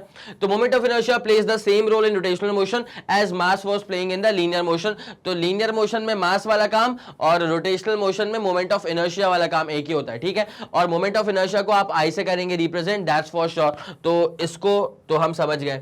उसके बाद क्या लिखा हुआ है? Greater the moment of inertia of a body about a given axis. वही वाली बात है भाई, मोमेंट ऑफ इनर्शिया की बात तो चल रही है। अगर मोमेंट ऑफ इनर्शिया की बात चलेगी तो हमेशा किसी गिवन एक्सिस के अबाउट ही चलेगी, दैट्स फॉर श्योर। इतनी बात समझ में आ गई? तो moment of inertia of a body about a given axis greater, जितना ज्यादा मोमेंट ऑफ इनर्शिया होगा उतना ज्यादा डिफिकल्ट होगा उसको मूव करवाने के लिए या उसको रोकने के लिए टॉर्क को अप्लाई करना। इसको ऐसे देखो, इसको समझो ऐसे, जैसे मान लो अगर एक भारी बॉडी है और एक हल्की बॉडी है। ठीक है, सुनना सुनना सुनना, मान लो एक बहुत ही भारी बॉडी है, मान लो एक बहुत ही भारी बॉडी है और उसके बगल में आ रही है एक बहुत ही हल्की बॉडी। तो आपको ये बात तो क्लियरली पता है भाई साहब कि अगर भारी वाली बॉडी है तो उसका स्टेट ऑफ मोशन चेंज करवाने में मुझे ज्यादा फोर्स अप्लाई करना पड़ेगा। ठीक है, अगर एक हल्की बॉडी है, छोटी सी बॉडी है, हल्की सी बॉडी है, तो भाई इस पे फोर्स अप्लाई करना और इस पे फोर्स अप्लाई करना, किसको मूव करवाना ज्यादा आसान होगा? छोटी वाली बॉडी को मूव करवाना ज्यादा आसान होगा और बड़ी वाली बॉडी को मूव करवाना जरा सा टफ होगा, बिकॉज वो भारी बॉडी है। ठीक है, पक्का आगे समझ? तो इसका मतलब कहीं ना कहीं दिमाग में ये वाला आइडिया आपके दिमाग में बैठ जाता है कि अगर मास ज्यादा है तो अप्लाइड फोर्स भी ज्यादा होगा। अगर अप्लाइड फोर्स ज्यादा होगा इसका मतलब उसको मूव करवाना इतना आसान नहीं है, डिफिकल्ट है, ठीक है। लेकिन अगर मैं इसी चीज को लेके चलूं रोटेशन के अंदर तो क्या बात समझ में आती है, मास is the measure of inertia, mass is the measure of inertia, जिसका मास ज्यादा उसका इनर्शिया ज्यादा। रोटेशनल मोशन में क्या बोलेंगे उसको, रोटेशनल इनर्शिया या फिर मोमेंट ऑफ इनर्शिया। इसका मतलब ये मास ज्यादा, मोमेंट ऑफ इनर्शिया ज्यादा, ठीक है। अगेन वही वाली कहानी आ गई कि मास तो ज्यादा ही है ना, तो उसको मूव करवाने के लिए टॉर्क भी ज्यादा अप्लाई करना पड़ेगा, या अगर पहले से मूव कर रहा होगा तो उसको रोकने के लिए टॉर्क ज्यादा अप्लाई करना पड़ेगा। मतलब यहां पर भी डिफिकल्टी लेवल बढ़ गई, ठीक है। तो कहीं ना कहीं द थिंग इज दैट कि जैसे लीनियर मोशन में मास ज्यादा होता है तो उसका मोशन मुश्किल हो जाता है, तो वैसे ही रोटेशनल मोशन में अगर बॉडी का मोमेंट ऑफ इनर्शिया ज्यादा होता है, अगर बॉडी का मोमेंट ऑफ इनर्शिया ज्यादा होता है तो फिर उसका मोशन भी जो है वो डिफिकल्ट हो जाता है। मतलब उसको या तो मूव करवाना बहुत डिफिकल्ट हो जाएगा, या अगर पहले से ही मूव कर रही है एक ऐसी बॉडी जिसका मोमेंट ऑफ इनर्शिया बहुत ज्यादा है तो उसको रोकना मुश्किल हो जाएगा। आया समझ, बस ये वाली कहानी होती है। चाहो तो लिख लो उसको 3 2 1 रेडी गो डन, चलो ठीक है। अब वही जो मैंने बताया ना वो यहां पे लिखा है शब्दों में, ठीक है, कि the more difficult it will be for a torque to change the state of rotation of the body, hence moment of inertia of a body can be regarded as measure of rotational inertia. इसका मतलब क्या हो गया, अगर moment of inertia ज्यादा है इसका मतलब बॉडी के पास रोटेशनल इनर्शिया भी बहुत ज्यादा है, उसका मोशन अगर बहुत तेज चल रहा है तो उसको रोकने के लिए आपको ज्यादा टॉर्क अप्लाई करना पड़ेगा। It's as simple as that. पक्का आया समझ? चलो अब जरा इसे क्लियर किया जाए, वही वाली कहानी है बेसिक, ठीक है। चलो अब यहां पे हम आ रहे हैं रेडियस ऑफ गायरेशन के ऊपर। किसके ऊपर आ रहे हैं? रेडियस ऑफ गायरेशन के ऊपर। तो यहां पे क्या लिखा हुआ है तुम्हें क्या समझ में आता है, एक बार जरा सेल्फ ट्राई करो, उसके बाद एक बार तुम पढ़ो, तुम्हें बेसिक आइडियाज का हो जाएगा, उसके बाद फिर मैं इसे करवाना शुरू करूंगा ना तो you will have something beyond, है ना। जल्दी करो, जल्दी ट्राई करो। चलिए फिर इसको पढ़ लिया होगा आप लोगों ने, है ना। अब इसका स्टार्ट करने वाले हैं प्रॉपर डेरिवेशन। तो जो आपने पढ़ा उसमें आपको एक बात फिगर आउट हो गई क्या, कि रेडियस ऑफ गायरेशन जो है this is basically talking about some sort of distance, ठीक है। किसकी बातचीत चल रही है यहाँ पे? डिस्टेंस की बातचीत चल रही है। और एग्जैक्टली मैं पहले क्या हो रहा है ना मैं आपको एक बार यहां पे बना के दिखा देता हूं, उसके बाद पूरी कहानी आपसे करी जाएगी डिस्कस, ठीक है। मान लो फॉर एग्जाम्पल मेरे पास एक रिजिड बॉडी है, मान लीजिए कि मेरे पास एक रिजिड सी बॉडी है और इसका रोटेशन एक्सिस जो है, इसका रोटेशन एक्सिस ऐसे पास कर रहा है, ये रहा इसका रोटेशन एक्सिस, ठीक है। अब जरा गौर करना अच्छे से बेटा, साथ साथ रहो, ध्यान दो। इसका रोटेशन एक्सिस ऐसे पास कर रहा है तो ये अंदर कैसा हो जाएगा, ब्रोकन लाइंस, ठीक है। इतनी बात क्लियर हो गई है। अब जरा गौर करना, मान लो कि ये बना होगा बहुत सारे पार्टिकल्स को मिला करके, ऑब्वियसली सिस्टम ऑफ पार्टिकल्स है ना, तो यहां पे ये बना होगा बहुत सारे पार्टिकल्स को मिला करके। इसका मास कितना होगा, m के बराबर, इसका मास कितना होगा, m के बराबर। इजी करने के लिए सबका मास बराबर ले लेता हूं, इसका मास होगा m के बराबर। ऐसे ही यहाँ पे n नंबर ऑफ पार्टिकल्स होंगे, सबका मास कितना होगा, m के बराबर होगा। लेकिन लेकिन लेकिन जो दूरियां हैं, क्या वो दूरियां भी सेम रहेंगी? नहीं, वो दूरियां बिल्कुल भी सेम नहीं रहने वाली। कैसे भाई यार, इसकी डिस्टेंस क्या हो जाएगी r1 के बराबर, इसकी क्या हो जाएगी r2 के बराबर, इसकी क्या हो जाएगी r3 के बराबर, इसकी क्या हो जाएगी rn के बराबर। इतना आ गया समझ, ठीक है। अब एक काम करना, इस बॉडी का ना मोमेंट ऑफ इनर्शिया निकालो अबाउट AB एक्सिस। इस पूरी बॉडी का मान लो कि अगर मोमेंट ऑफ इनर्शिया मैं निकालता हूं एक्चुअल मास डिस्ट्रीब्यूशन के साथ, अगर मैं इस बॉडी का पूरा मोमेंट ऑफ इनर्शिया निकालता हूं एक्चुअल मास डिस्ट्रीब्यूशन के साथ, तो एक बात आपको समझ में आएगी, मोमेंट ऑफ इनर्शिया जो भी आ रहा होगा वो आ रहा होगा मान लिया I के बराबर। क्या आ रहा होगा? I के बराबर। अब अगर मैं ऐसा मान लूं, कहानी अब स्टार्ट हो रही है, सुनना। अगर मैं ऐसा मान लूं कि इस पूरी बॉडी का जो मास है ना वो एक पर्टिकुलर पॉइंट पे कॉन्सेंट्रेटेड है, ठीक है। मैंने क्या बोला? अगर मैं ऐसा मान लूं कि इस पूरी बॉडी का जो मास है ना वो एक पर्टिकुलर पॉइंट पर कॉन्सेंट्रेटेड है, let's suppose this is that particular point, ठीक है। अब अगर इस पॉइंट पर कॉन्सेंट्रेटेड है तो इसकी जब मैं दूरी निकालूंगा तो वो जो दूरी आ रही है ना वो कुछ तो आ रही होगी, तो मान लेते हैं कि वो दूरी आ रही है k के बराबर। वो दूरी आ रही है, मान लेते हैं k के बराबर। सुनना अच्छे से। तो अब देखिए यहां पे क्या होने वाला है, यहां पर ये जो k की दूरी आ रही है ना ये तब की दूरी है जब मैंने ऐसा मान लिया कि पूरी बॉडी का जो मास है ना वो ऐसा एक्चुअल मास का डिस्ट्रीब्यूशन नहीं है। इस पूरी बॉडी का मास इस पर्टिकुलर पॉइंट पे अगर कॉन्सेंट्रेटेड हो जाए तो इसकी दूरी कितनी आ गई, k के बराबर। और जब मैं इस पूरे बॉडी को ना सिर्फ इसके तरह ट्रीट करूं कि बस यही एक पार्टिकल है, पूरी बॉडी का मास इस वाले पॉइंट पर कॉन्सेंट्रेटेड है। तो अगर मैं मोमेंट ऑफ इनर्शिया निकालता हूं इस वाले पार्टिकल का about this rotation axis, about this given rotation axis, तब भी अगर मोमेंट ऑफ इनर्शिया सेम आता है, ठीक है। पहले क्या हुआ था, पहले मोमेंट ऑफ इनर्शिया निकाला था ए बी के अबाउट, तो वो किसके बराबर आ गया था, आई के बराबर आ गया था। अब अगर मैं मानता हूं कि पूरी बॉडी का मास इस पर्टिकुलर पॉइंट पे कॉन्सेंट्रेटेड है, अब मैं अगर इस पार्टिकल का मोमेंट ऑफ इनर्शिया निकालता हूं ए बी के अबाउट, तो यहां पे अब मोमेंट ऑफ इनर्शिया जो निकाला वो मान ले आई डैश आ गया, कितना आ गया, आई डैश आ गया। अगर ये चीज गिवन है कि आई डैश इक्वल टू आई है, अगर आई डैश इक्वल टू आई है, तब जाकर के जो के है ना, इस के को कहा जाएगा रेडियस ऑफ गायरेशन, तब जाकर के इस के को कहा जाएगा रेडियस ऑफ गायरेशन। क्या आप इस बात को समझ पा रहे हैं, ठीक है। वापस सुनना, मैंने क्या बोला, मैंने ये बोला कि आप एक काम करिए, पूरे एक्चुअल मास के डिस्ट्रीब्यूशन के साथ, पूरे एक्चुअल मास के डिस्ट्रीब्यूशन के साथ आप इस बॉडी का मोमेंट ऑफ इनर्शिया निकालो, किसके अबाउट, ए बी के अबाउट। मान ले वो कितना आ गया, मान ले वो कितना आ गया, 10 आ गया, ठीक है। अब मैंने क्या बोला कि अगर हम ऐसा मान ले कि इस पूरी बॉडी का मास इस पर्टिकुलर पॉइंट पर कॉन्सेंट्रेटेड है, अगर हम ऐसा मान ले कि इस पूरी बॉडी का मास इस पर्टिकुलर पॉइंट पर कॉन्सेंट्रेटेड है, और तब अगर आप इस पॉइंट का मोमेंट ऑफ इनर्शिया निकालते हैं इस एक्सिस के अबाउट, तब भी अगर मोमेंट ऑफ इनर्शिया सेम उसके बराबर आ जाता है, तब जा करके उसके बराबर, मतलब एक्चुअल मास के डिस्ट्रीब्यूशन पे जब निकाला था मोमेंट ऑफ इनर्शिया, तब के बराबर अगर अभी भी आ गया मोमेंट ऑफ इनर्शिया, तब जाकर के जो ये दूरी है ना, इसे कहा जाएगा radius of gyration. It's as simple as that. आया समझ? तो एक काम करना, अभी के लिए डायग्राम की आपको रिक्वायरमेंट नहीं है, ये तो पूरा बना के मैं दिखाऊंगा ही दिखाऊंगा, ये बस समझाया है मैंने आपको कि मोमेंट ऑफ इनर्शिया किसके अबाउट निकाला जा रहा है। दो बार निकाल रहे हैं, एक बार निकाल रहे हैं पूरे एक्चुअल मास के डिस्ट्रीब्यूशन का, सुनना अच्छे से, एक बार निकाल रहे हैं पूरे एक्चुअल मास के डिस्ट्रीब्यूशन का, फिर हम निकाल रहे हैं उस पर्टिकुलर पॉइंट के अबाउट, पक्का। और तब अगर वो सेम आ रहा है तो फिर इस दूरी को कहा जाता है रेडियस ऑफ गायरेशन। चलो, it's as simple as that. अब इसे क्लियर कर रहा हूं। अब एक बार डेफिनेशन देखो इसको, उसके बाद फिर आएंगे डेरिवेशन के ऊपर। तो क्या लिखा हुआ है, द रेडियस ऑफ गायरेशन के, ठीक है, कैसे करेंगे उसको represent, of a body about a given axis. अब एक्सिस कुछ भी ले लो यार, मैं चाहता हूं कि मैं एक्सिस, अब वो निकल जाता है ए बी बार बार, ठीक है, तो ए बी ले लेंगे, ठीक है। A be the perpendicular distance of a point P from the axis. P वाला पॉइंट जो है ना, ये बड़ा शानदार पॉइंट है, क्यों पता है, बिकॉज हमने ऐसा मान लिया कि पूरी बॉडी का मास उसी पॉइंट पे कॉन्सेंट्रेटेड है। आया समझ? तो इस जो रेडियस ऑफ गायरेशन है ना, वो परपेंडिकुलर डिस्टेंस है उस पी वाले पॉइंट का, ठीक है। और पी पे क्या हो रहा है, from the axis where if the entire mass of the body, अगर पूरे बॉडी का mass, where if the entire mass of the body were concentrated at that particular point P, then the body shall have the same moment of inertia. Body का moment of inertia same वैसा ही आएगा जैसा कब आया था, as it has with the actual distribution of mass, ठीक है। एक्चुअल डिस्ट्रीब्यूशन मतलब m का मास यहां, m का मास यहां, m का मास यहां, m का मास यहां, ठीक है।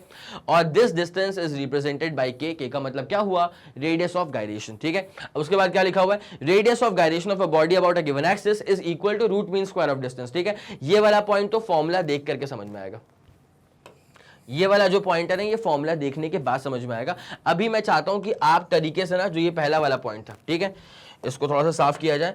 आप तरीके से जो ये पहला वाला पॉइंट है ना, आप बस इसको देखें, और आई वुड सजेस्ट कि आप इसका जरा स्क्रीनशॉट भी ले लें, बिकॉज काम तो यही आने वाला है। जल्दी करो उसको नोट, 3 2 1 रेडी गो, डन। कर लिया उसको नोट, चलो बढ़िया। जो दूसरा वाला पॉइंट है वो फॉर्मूला देखने के बाद और तरीके से क्लियर होगा। चलो, अब जो इसमें कवि ने कहा है उसे कैसे हम रियलाइज करेंगे, तो जरा गौर करना अच्छे से, अब ध्यान देते हुए चलो अच्छे से। एक मान लो रिजिड बॉडी है, मान लिया हमने क्या है, एक रिजिड बॉडी है। अब यहां से पास कर रही है एक रोटेशन एक्सिस, है ना। अब आ गए हैं प्रॉपर इसके डेरिवेशन के ऊपर। कहां पे आ गए भाई साहब, प्रॉपर इसके डेरिवेशन के ऊपर। तो अब यहां से पास कर रही है रोटेशन एक्सिस। अब जरा गौर करना क्या होने वाला है, ब्रोकन लाइन से यहां पे, तो यहां से पास कर रही है रोटेशन एक्सिस। अब यहां पे क्या होगा, जैसे मान लें कि बहुत सारे पार्टिकल्स तो होंगे यहां पे मौजूद, तो इसमें से एक का मास m, इस वाली का मास भी क्या है, m मान लेते हैं, इस वाली का मास भी m मान लेते हैं, इस वाली का मास भी m मान लेते हैं। चलेगा आपको इतना? तो जरा मासेस की जरा बात कर लीजिए, m m m, इसका मास भी कितना मान लिया, m के बराबर मान लिया। अब क्या होने वाला है, जरा गौर करना अच्छे से। ये डिस्टेंस मैंने पहले भी कहा था कि ये तो अलग ही होगा ना, r1 होगा, r2 होगा, r3 होगा, rn होगा, ठीक है। ये डिस्टेंसेस क्या होंगे, r1 r2 r3, r1 r2 r3, ऐसे n डिस्टेंसेस हैं तो rn हो जाएगा, ठीक है। अब यहां पे अगर मैं इसका एक्चुअल मास के डिस्ट्रीब्यूशन के साथ मोमेंट ऑफ इनर्शिया निकालूं तो कहानी कैसे अनफोल्ड होने वाली है, तो जरा बस ध्यान देते हुए चलना, ठीक है। विथ एक्चुअल मास डिस्ट्रीब्यूशन, अगर एक्चुअल मास डिस्ट्रीब्यूशन को लेके चलें तो with actual mass distribution the moment of inertia is I, the moment of inertia is I. अब यहां पे कैसे निकाला जाएगा मोमेंट ऑफ इनर्शिया, तो अब आपको समझ में आएगा, ध्यान देना। मोमेंट ऑफ इनर्शिया निकालना है तो भाई पहले वाले का मोमेंट ऑफ इनर्शिया, फिर दूसरे वाले का, फिर तीसरे वाले का, ऐसे पूरे n पार्टिकल्स का मोमेंट ऑफ इनर्शिया। तो क्या हो जाएगा पता है, m r1 का स्क्वायर, m r2 का स्क्वायर, m r3 का स्क्वायर, अब टिल क्या हो जाएगा, m टाइम्स rn का स्क्वायर, ठीक है। इतनी बात समझ में आ गई आप लोग को, पक्का आप श्योर है इस बात को लेकर के। अब जरा गौर करना, सबसे प्यारा काम तो यहाँ पे अब होने वाला है ना। मैं क्या बोल रहा हूं, यहाँ पे राइट हैंड साइड में मल्टीप्लाई कर दो और डिवाइड कर दो n के साथ, ठीक है। मल्टीप्लाई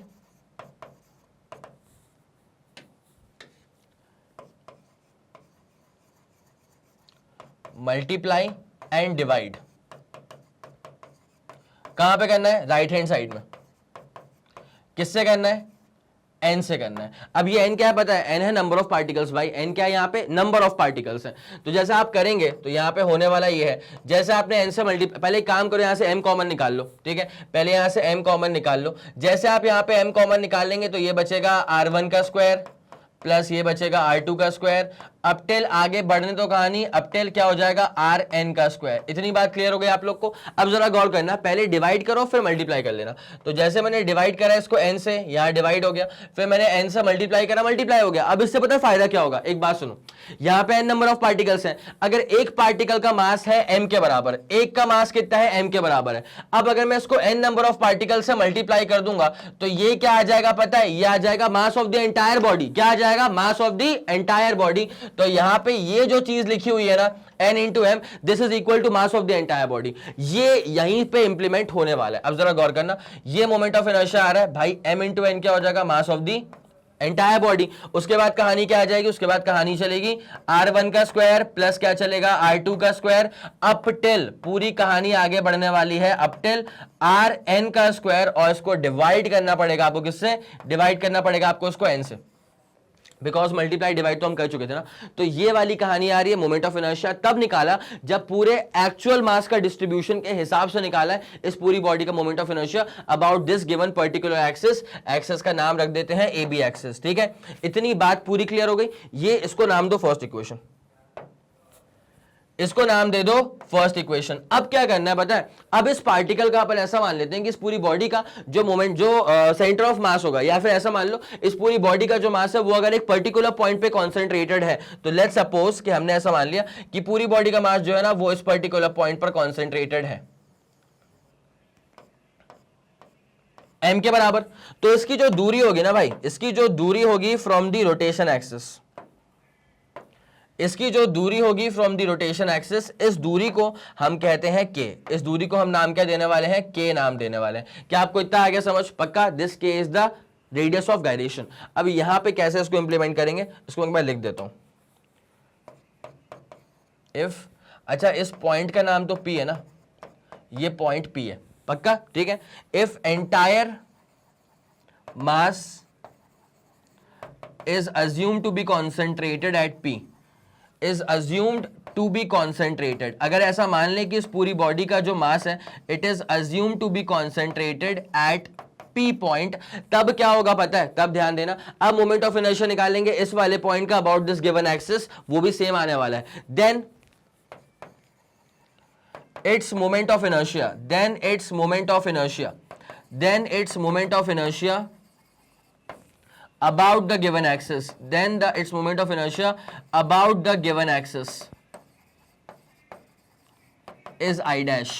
क्या बोल देंगे इसको, I dash बोल दें क्या, पक्का चलेगा। तो अब जरा गौर करना कैसे चलेगा यहाँ पे कहानी। Now I dash equal to, अब तुम सोचो ना एक बार, अगर सिर्फ m का निकालना है मोमेंट ऑफ इनर्शिया k की दूरी पे, तो ये क्या हो जाएगा m इंटू के का स्क्वायर, क्या हो जाएगा ये m इंटू के का स्क्वायर, जहां पे k पहले से गिवन है कि k is the radius of gyration. तो यहां पे क्या हो जाएगा, ये बन जाएगी आपके पास सेकेंड इक्वेशन। क्या बन जाएगी अपने पास, सेकेंड वाली इक्वेशन। अब बस क्या बनता है भाई, रेडियस ऑफ गायरेशन के लिए मैंने क्या बताया था कि अगर आप इस वाले पॉइंट का निकालते हैं moment of inertia about this given axis, तो वो moment of inertia exactly same आएगा जैसा एक्चुअल मास डिस्ट्रीब्यूशन के साथ आया था, जैसा एक्चुअल मास डिस्ट्रीब्यूशन के साथ आया था एग्जैक्टली वैसा ही मोमेंट ऑफ इनर्शिया आएगा तब, अगले वाले केस में जब पूरा मास इस पर्टिकुलर पॉइंट पे कॉन्सेंट्रेटेड है तब। ठीक है, अगर दोनों सेम है तो आप क्या करेंगे, आप आई डैश इक्वल टू आई कर दीजिएगा। ठीक है, तो नाउ ध्यान देना अच्छे से।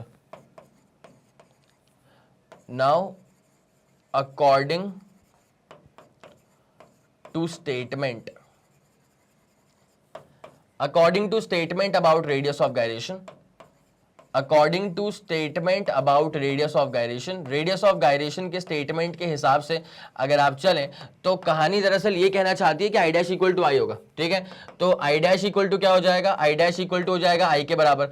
अब आई डैश आप निकाल चुके हो ना, आई डैश क्या निकाल चुके हो, m टाइम्स के का स्क्वायर। आई डैश क्या आ गया था, m टाइम्स के का स्क्वायर, और आई क्या आ चुका था, आई आ चुका था, ये रहा आई। ठीक है, तो बस बराबर पुट करना है, काम खत्म हो जाएगा। तो भाई बराबर पुट करना है तो क्या हो जाएगा m, उसके बाद अंदर क्या बच रहा है, अंदर बच रहा है पहले वाले का स्क्वायर दूरी का, दूसरे वाले की दूरी का स्क्वायर अप टिल ये आ जाएगा तुम्हारे पास nth वाले पार्टिकल की दूरी का स्क्वायर अपॉन नीचे क्या आ जाएगा, नीचे क्या आ जाएगा, n आ जाएगा।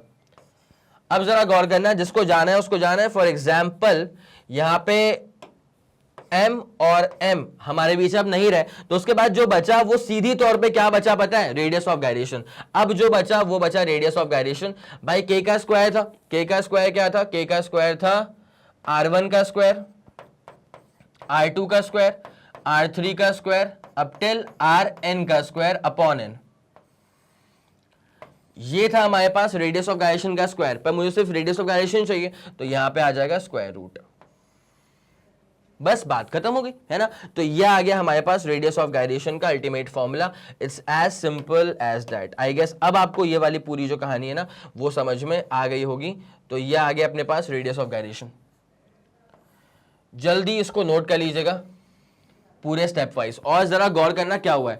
R1 था पहले वाले पार्टिकल की दूरी, R2 दूसरे वाले की दूरी, अब टिल ऐसे Rn आ गया, बट रेडियस ऑफ गायरेशन जो है ना वो सबका रूट मीन स्क्वायर आ रहा है। कैसे आ रहा है, देखो रूट चल रहा है, उसके बाद बाकी सारे पार्टिकल्स की दूरियों का स्क्वायर तो कर दिया गया, उसका मीन भी ले लिया गया। ठीक है, n से डिवाइड भी कर दिया गया। दैट्स वाई आप ये टर्म यूज करते हैं, दैट्स वाई आप ये टर्म यूज यहां पे करते हैं रूट मीन स्क्वायर। क्या टर्म यूज करते हैं, RMS। इसका मतलब क्या होता है, रूट मीन स्क्वायर। ठीक है, कहीं इसको ऐसे लिख लेना अच्छे से ना, RMS का मतलब क्या होता है, रूट मीन स्क्वायर। अब यहां पे जो चीजें लिखी हुई थी वो आप पूरा समझ चुके थे। मैंने लास्ट में कहा था कि फॉर्मूला देखने के बाद समझ में आएगा कि इसको रूट मीन स्क्वायर क्यों बोला गया है। तो यहाँ पे लिखा हुआ है भाई साहब पूरा, ठीक है, कि radius of gyration of a body about a given axis is equal to root mean square distance of the constituent particles of the body from the given rotation axis. तो यहाँ पे जो अल्टीमेट फॉर्मूला आ रहा है वो दिख भी रहा है कि हाँ हर दूरी का रूट लिया गया है, स्क्वायर किया गया है, फिर मीन भी लिया गया है, तो it is a root mean square, है ना। अब आपको डेरिवेशन चाहिए पूरा स्टेप वाइज, तो डेरिवेशन ये रहा भाई। सुनना एक और चीज, ये जो बड़ा वाला एम है ना, जो मैंने कैपिटल एम यूज करा हुआ है, इसको मैं लिख देता हूं। Capital M is mass of body, पूरी बॉडी का एंटायर मास, और जो छोटा वाला एम मैंने यूज करा है ना, this is mass of each and every particle, है ना। तो ये रहा इसका पूरा डेरिवेशन। एक काम करो भैया, इसका स्क्रीनशॉट लो, 3 2 1 रेडी गो डन, गजब। और उसके बाद फिर आपको चाहिए होगा इसका स्क्रीनशॉट, ठीक है। तो जल्दी इसको नोट करिएगा, 3 2 1 रेडी गो डन, बहुत जबरदस्त। अब इसे क्लियर करेंगे भाई लंबा डेरिवेशन था। अब क्या है ना, हम इतना आगे बढ़ चुके हैं रोटेशनल मोशन में, अब बस कुछ चीजें बची हुई हैं। तो बस यही वाली बात होती है कि भाई लेक्चर का जो लेंथ है ना वो आपको लंबा लगेगा। वो सिर्फ इसलिए लग रहा है बिकॉज लेक्चर को बहुत ज्यादा डिटेल में आपको डिलीवर किया जा रहा है। मैंने पहले भी कह के रखा हुआ है कि एक ही चीज को 10 जगह से देखोगे तुम्हारे घंटों वैसे भी बर्बाद हो जाते हैं। तो इससे बेटर यही है, एक सोर्स पकड़ो, तरीके से हर एक चीज वहीं से पढ़ लो, है ना। और वो सोर्स हम डिलीवर कर रहे हैं आपको, तो यहाँ पे बस समझते हुए चलना है आपको। मैंने ये भी कहा था कि भाई स्लाइड पे लिखी हुई हर एक चीज इंपॉर्टेंट है। क्यों, अगर आप कभी कुछ खुद से नोट नहीं कर पाते हो तो आपके पास ये एक बहुत ही ज्यादा रिलायबल सोर्स है। ऑब्वियसली ये जो चीजें यहाँ पे लिखी हुई है ना, ये आपको मार्क्स फेच करके देंगी एग्जाम्स में, ठीक है। तो बस तरीके से नोट करते हुए चलना, आपका पूरा काम जो है वो स्मूथ हो जाएगा। ठीक है, चलो ओके, ये वाला काम अपना कंप्लीट हो चुका है। अब जरा इससे आगे बढ़ेंगे। अब हम एक बार ये डायग्राम जो था ना, एक बार वो भी देख लेना प्लीज। डायग्राम के हिसाब से अगर मैं आपको बताऊं तो डायग्राम में यहां पे ये डिस्टेंस को RG लेके रखा हुआ था, रेडियस ऑफ गायरेशन को मैं उसे K लेके चल रहा था। तो अगर आप चाहें तो एक बार इसको भी नोट कर लीजिएगा। उसके बाद यहां पे ये वाला पॉइंट पकड़ो। इस वाले पॉइंट में क्या है, डिपेंडेंसीज की बात की जा रही है। ठीक है, the value of radius of gyration shall depend on, किन किन चीजों पे डिपेंड कर रहा है वो क्या लिखा हुआ है, शेप एंड साइज पे डिपेंड करेगा बॉडी के, position and configuration of the axis पे डिपेंड करेगा। यार रेडियस ऑफ गायरेशन निकालना है तो वो दूरी निकालनी है आपको। ठीक है, रेडियस ऑफ गायरेशन की यूनिट क्या होगी, रेडियस ऑफ गायरेशन की यूनिट क्या होगी, अरे डिस्टेंस है ना भाई, रेडियस ऑफ गायरेशन क्या है, डिस्टेंस है, तो यूनिट क्या हो जाएगी इसकी, मीटर। डायमेंशनल फॉर्मूला क्या हो जाएगा इसका, m0 L T0, L तो रहेगा ना L1, ठीक है, L की पावर 1 रहेगा। अब उसके बाद क्या है, रोटेशन एक्सिस अगर मैं शिफ्ट कर दूंगा दूरी शिफ्ट हो जाएगी, तो मतलब K की वैल्यू चेंज हो जाएगी, रोटेशनल एक्सिस पर डिपेंड करती है, दैट्स व्हाई। अब उसके बाद क्या लिखा हुआ है, distribution of mass with respect to axis of rotation. तो इन फैक्टर्स पे डिपेंड करता है रेडियस ऑफ गायरेशन। एक बार तरीके से इसको नोट करो, फिर अपन इसमें आगे बढ़ने वाले हैं, जल्दी करिएगा। चलिए ओके, बढ़िया, इसको आपने नोट कर लिया होगा। अब इसे जरा गायब किया जाए और इससे आगे बढ़ते हैं अब जल्दी। ठीक है, आ जाओ आ जाओ आ जाओ। अगला वाला कंटेंट हमारा क्या स्टार्ट हो रहा है, torque end moment of inertia. क्या स्टार्ट हो रहा है, torque end moment of inertia. अब इसका जो पूरा लॉजिक होता है ना, वो अगर मैं आपको बताऊं तो वो कहां से कनेक्टेड है, जरा गौर करना। आप जानते हैं फोर्स का फॉर्मूला क्या होता है, मास इनटू एक्सेलरेशन। तो यहां पर इसका जो रोटेशनल टर्म बनने वाला है वो ऑब्वियसली क्या बनने वाला है, फोर्स की जगह पे क्या आ जाएगा, टाउ आ जाएगा। उसके बाद मास को कौन रिप्लेस करने वाला है, मोमेंट ऑफ इनर्शिया। और उसके बाद एक्सेलरेशन को कौन रिप्लेस करने वाला है, angular acceleration, that is alpha. Important for linear, important for angular. ठीक है, इसके बाद वाला जो कंटेंट होगा ना हमारा, मैं वहां पे आपको बता सकता हूं इस बारे में कि what is the relation between, देखिए, linear momentum and angular momentum. तो वो रिलेशन हम जानते हैं, L = R क्रॉस P होता है। लेकिन अगर आप सिर्फ P की बात करें, P का मतलब होता है लीनियर मोमेंटम, तो फॉर्मूला क्या होता है, मास इनटू वेलोसिटी। इसका जो रोटेशनल टर्म बन जाएगा वो आ जाएगा एंगुलर मोमेंटम। मास को कौन रिप्लेस करने वाला है, मोमेंट ऑफ इनर्शिया। और वेलोसिटी को कौन रिप्लेस करने वाला है, एंगुलर वेलोसिटी। तो यहां पे आ जाएगा ओमेगा। अब जरा ध्यान देना, इंपॉर्टेंट, ये वाला रिलेशन इंपॉर्टेंट है फॉर लीनियर मोमेंटम, ये वाला रिलेशन इंपॉर्टेंट है फॉर एंगुलर मोमेंटम। ठीक है, तो दिल में बसा लो इन फॉर्मूले को, बिकॉज ये फॉर्मूले सीधे न्यूमेरिकल्स में आपको काम करने वाले हैं। ठीक है, तो जल्दी इसको नोट करो, फिर अपन इसमें आगे बढ़ते हैं, जल्दी करना।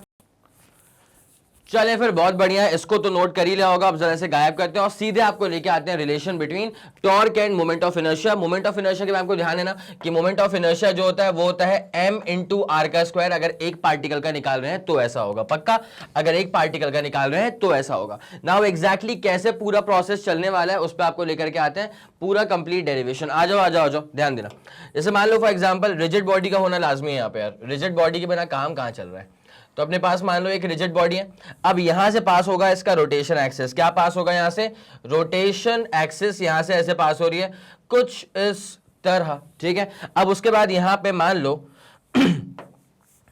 ये क्या हो जाएगा इसका, ये बस वर्चुअल है, बस रोटेशन एक्सिस है, इतनी सी बात है, समझ गए इस बात को। अब उसके बाद बॉडी का जो पूरा रोटेशन हो रहा है ना, वो हो रहा है कुछ ऐसा, मान लो एंटी क्लॉकवाइज मूव कर रहा है, क्लॉकवाइज भी मूव कर सकता है, अभी हम उसको मूव करवा रहे हैं एंटी क्लॉकवाइज। ठीक है, अब इसके पास होंगे बहुत सारे पार्टिकल्स, तो मान लेते हैं इसमें से एक पार्टिकल यहां पर है, इसका मास कितना मान लिया, m1 मान लिया। एक पार्टिकल यहां पर है, इसका मास मान लिया m2। उसके बाद एक पार्टिकल मान लो यहां पे मान लिया, इसका मास मान लिया m3। और एक पार्टिकल यहां ले लिया, इसका मास ले लिया, मास of nth particle m subscript n। ठीक है, अब यहां पे ना आप इसका बनाएंगे पोजीशन वेक्टर, वही सेम फंडा जो हम फॉलो कर चुके हैं। तो यहां पे इसका बनेगा पोजीशन वेक्टर, तो ये हो जाएगा वेक्टर r।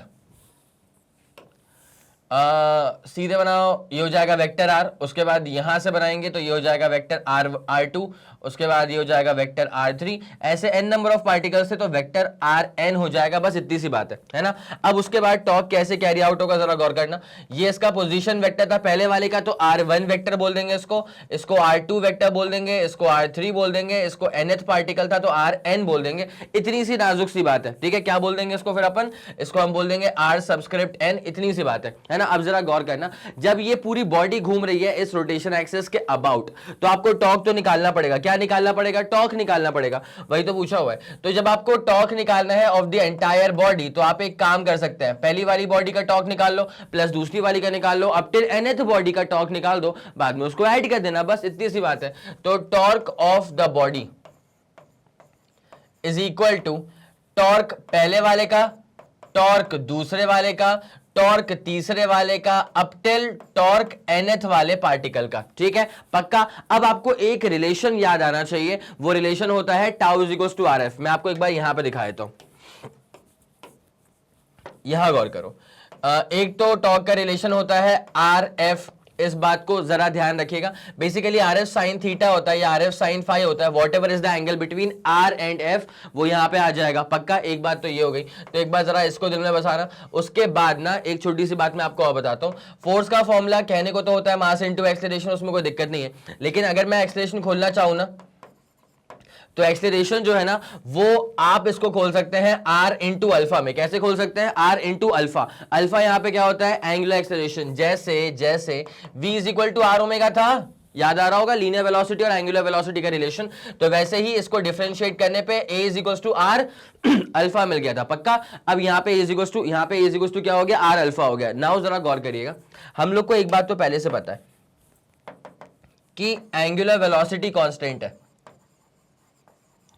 बिकॉज वो 2π/t है ना, ठीक है। तो कांस्टेंट है वैल्यू वाइज, एंगुलर वेलोसिटी जो है वो कांस्टेंट है वैल्यू के हिसाब से, अगर गौर करा जाए तो कांस्टेंट है। ठीक है, लेकिन जब आप किसी भी पार्टिकल की बात करेंगे, कोई सा भी ले लो पार्टिकल, ठीक है, तो जब वो घूम रहा है ना, तो वो घूम रहा है कुछ इस तरह से।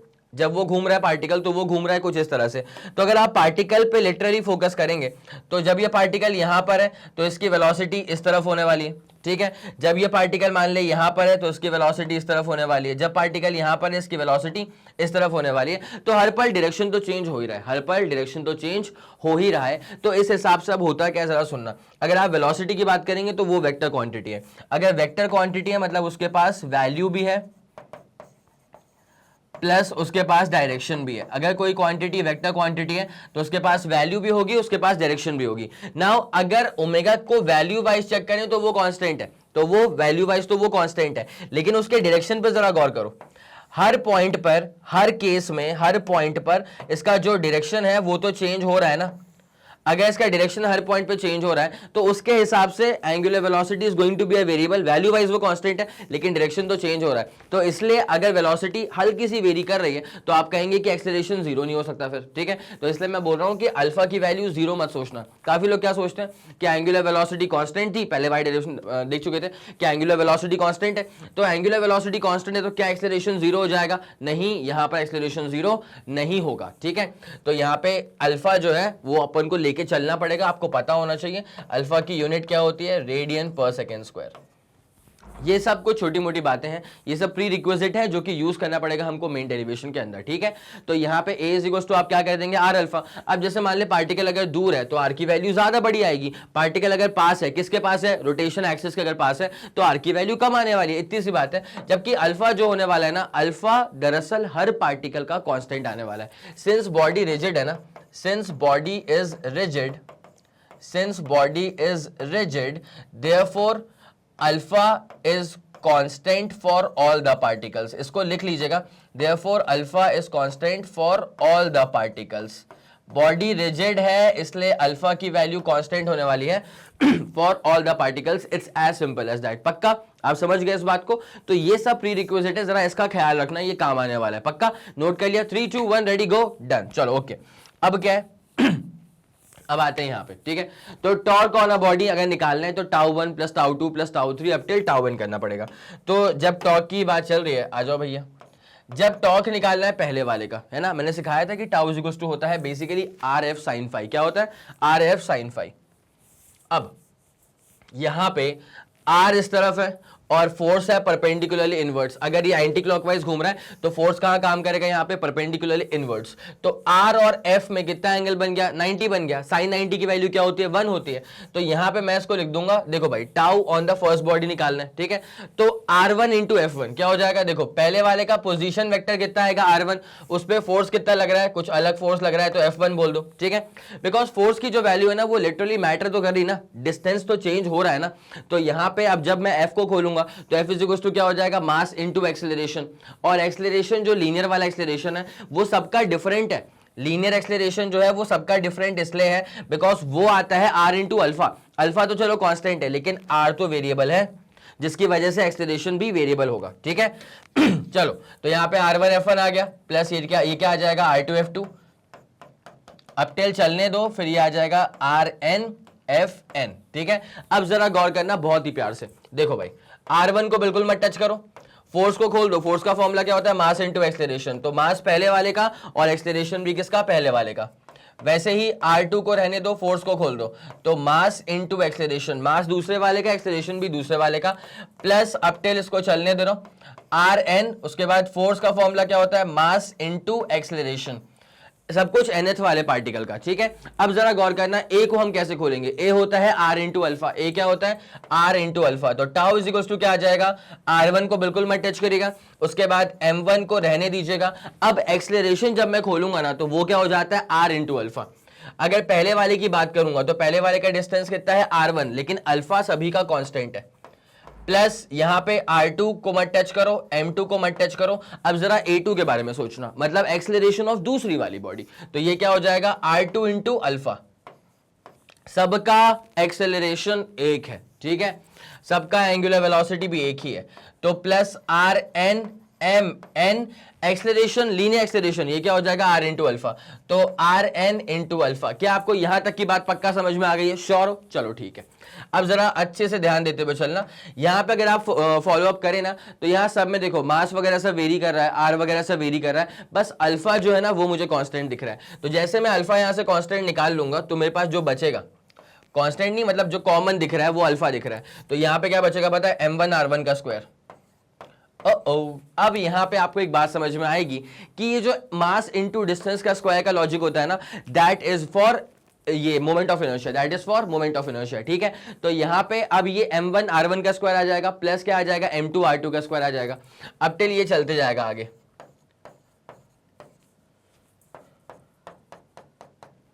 और यहां पे आ जाएगा MN RN का स्क्वायर। और यहां पे आपने क्या कॉमन लेके रखा हुआ था, अल्फा कॉमन लेके रखा हुआ था, ठीक है। क्या आपको यहां तक की बात समझ में आ रही है, पक्का। अब जरा इसके आगे क्या कहानी प्रोसीड होगी एक बार जरा करो और बताओ कि tau is equal to I alpha आ रहा है कि नहीं आ रहा है, ठीक है। जल्दी ट्राई करो।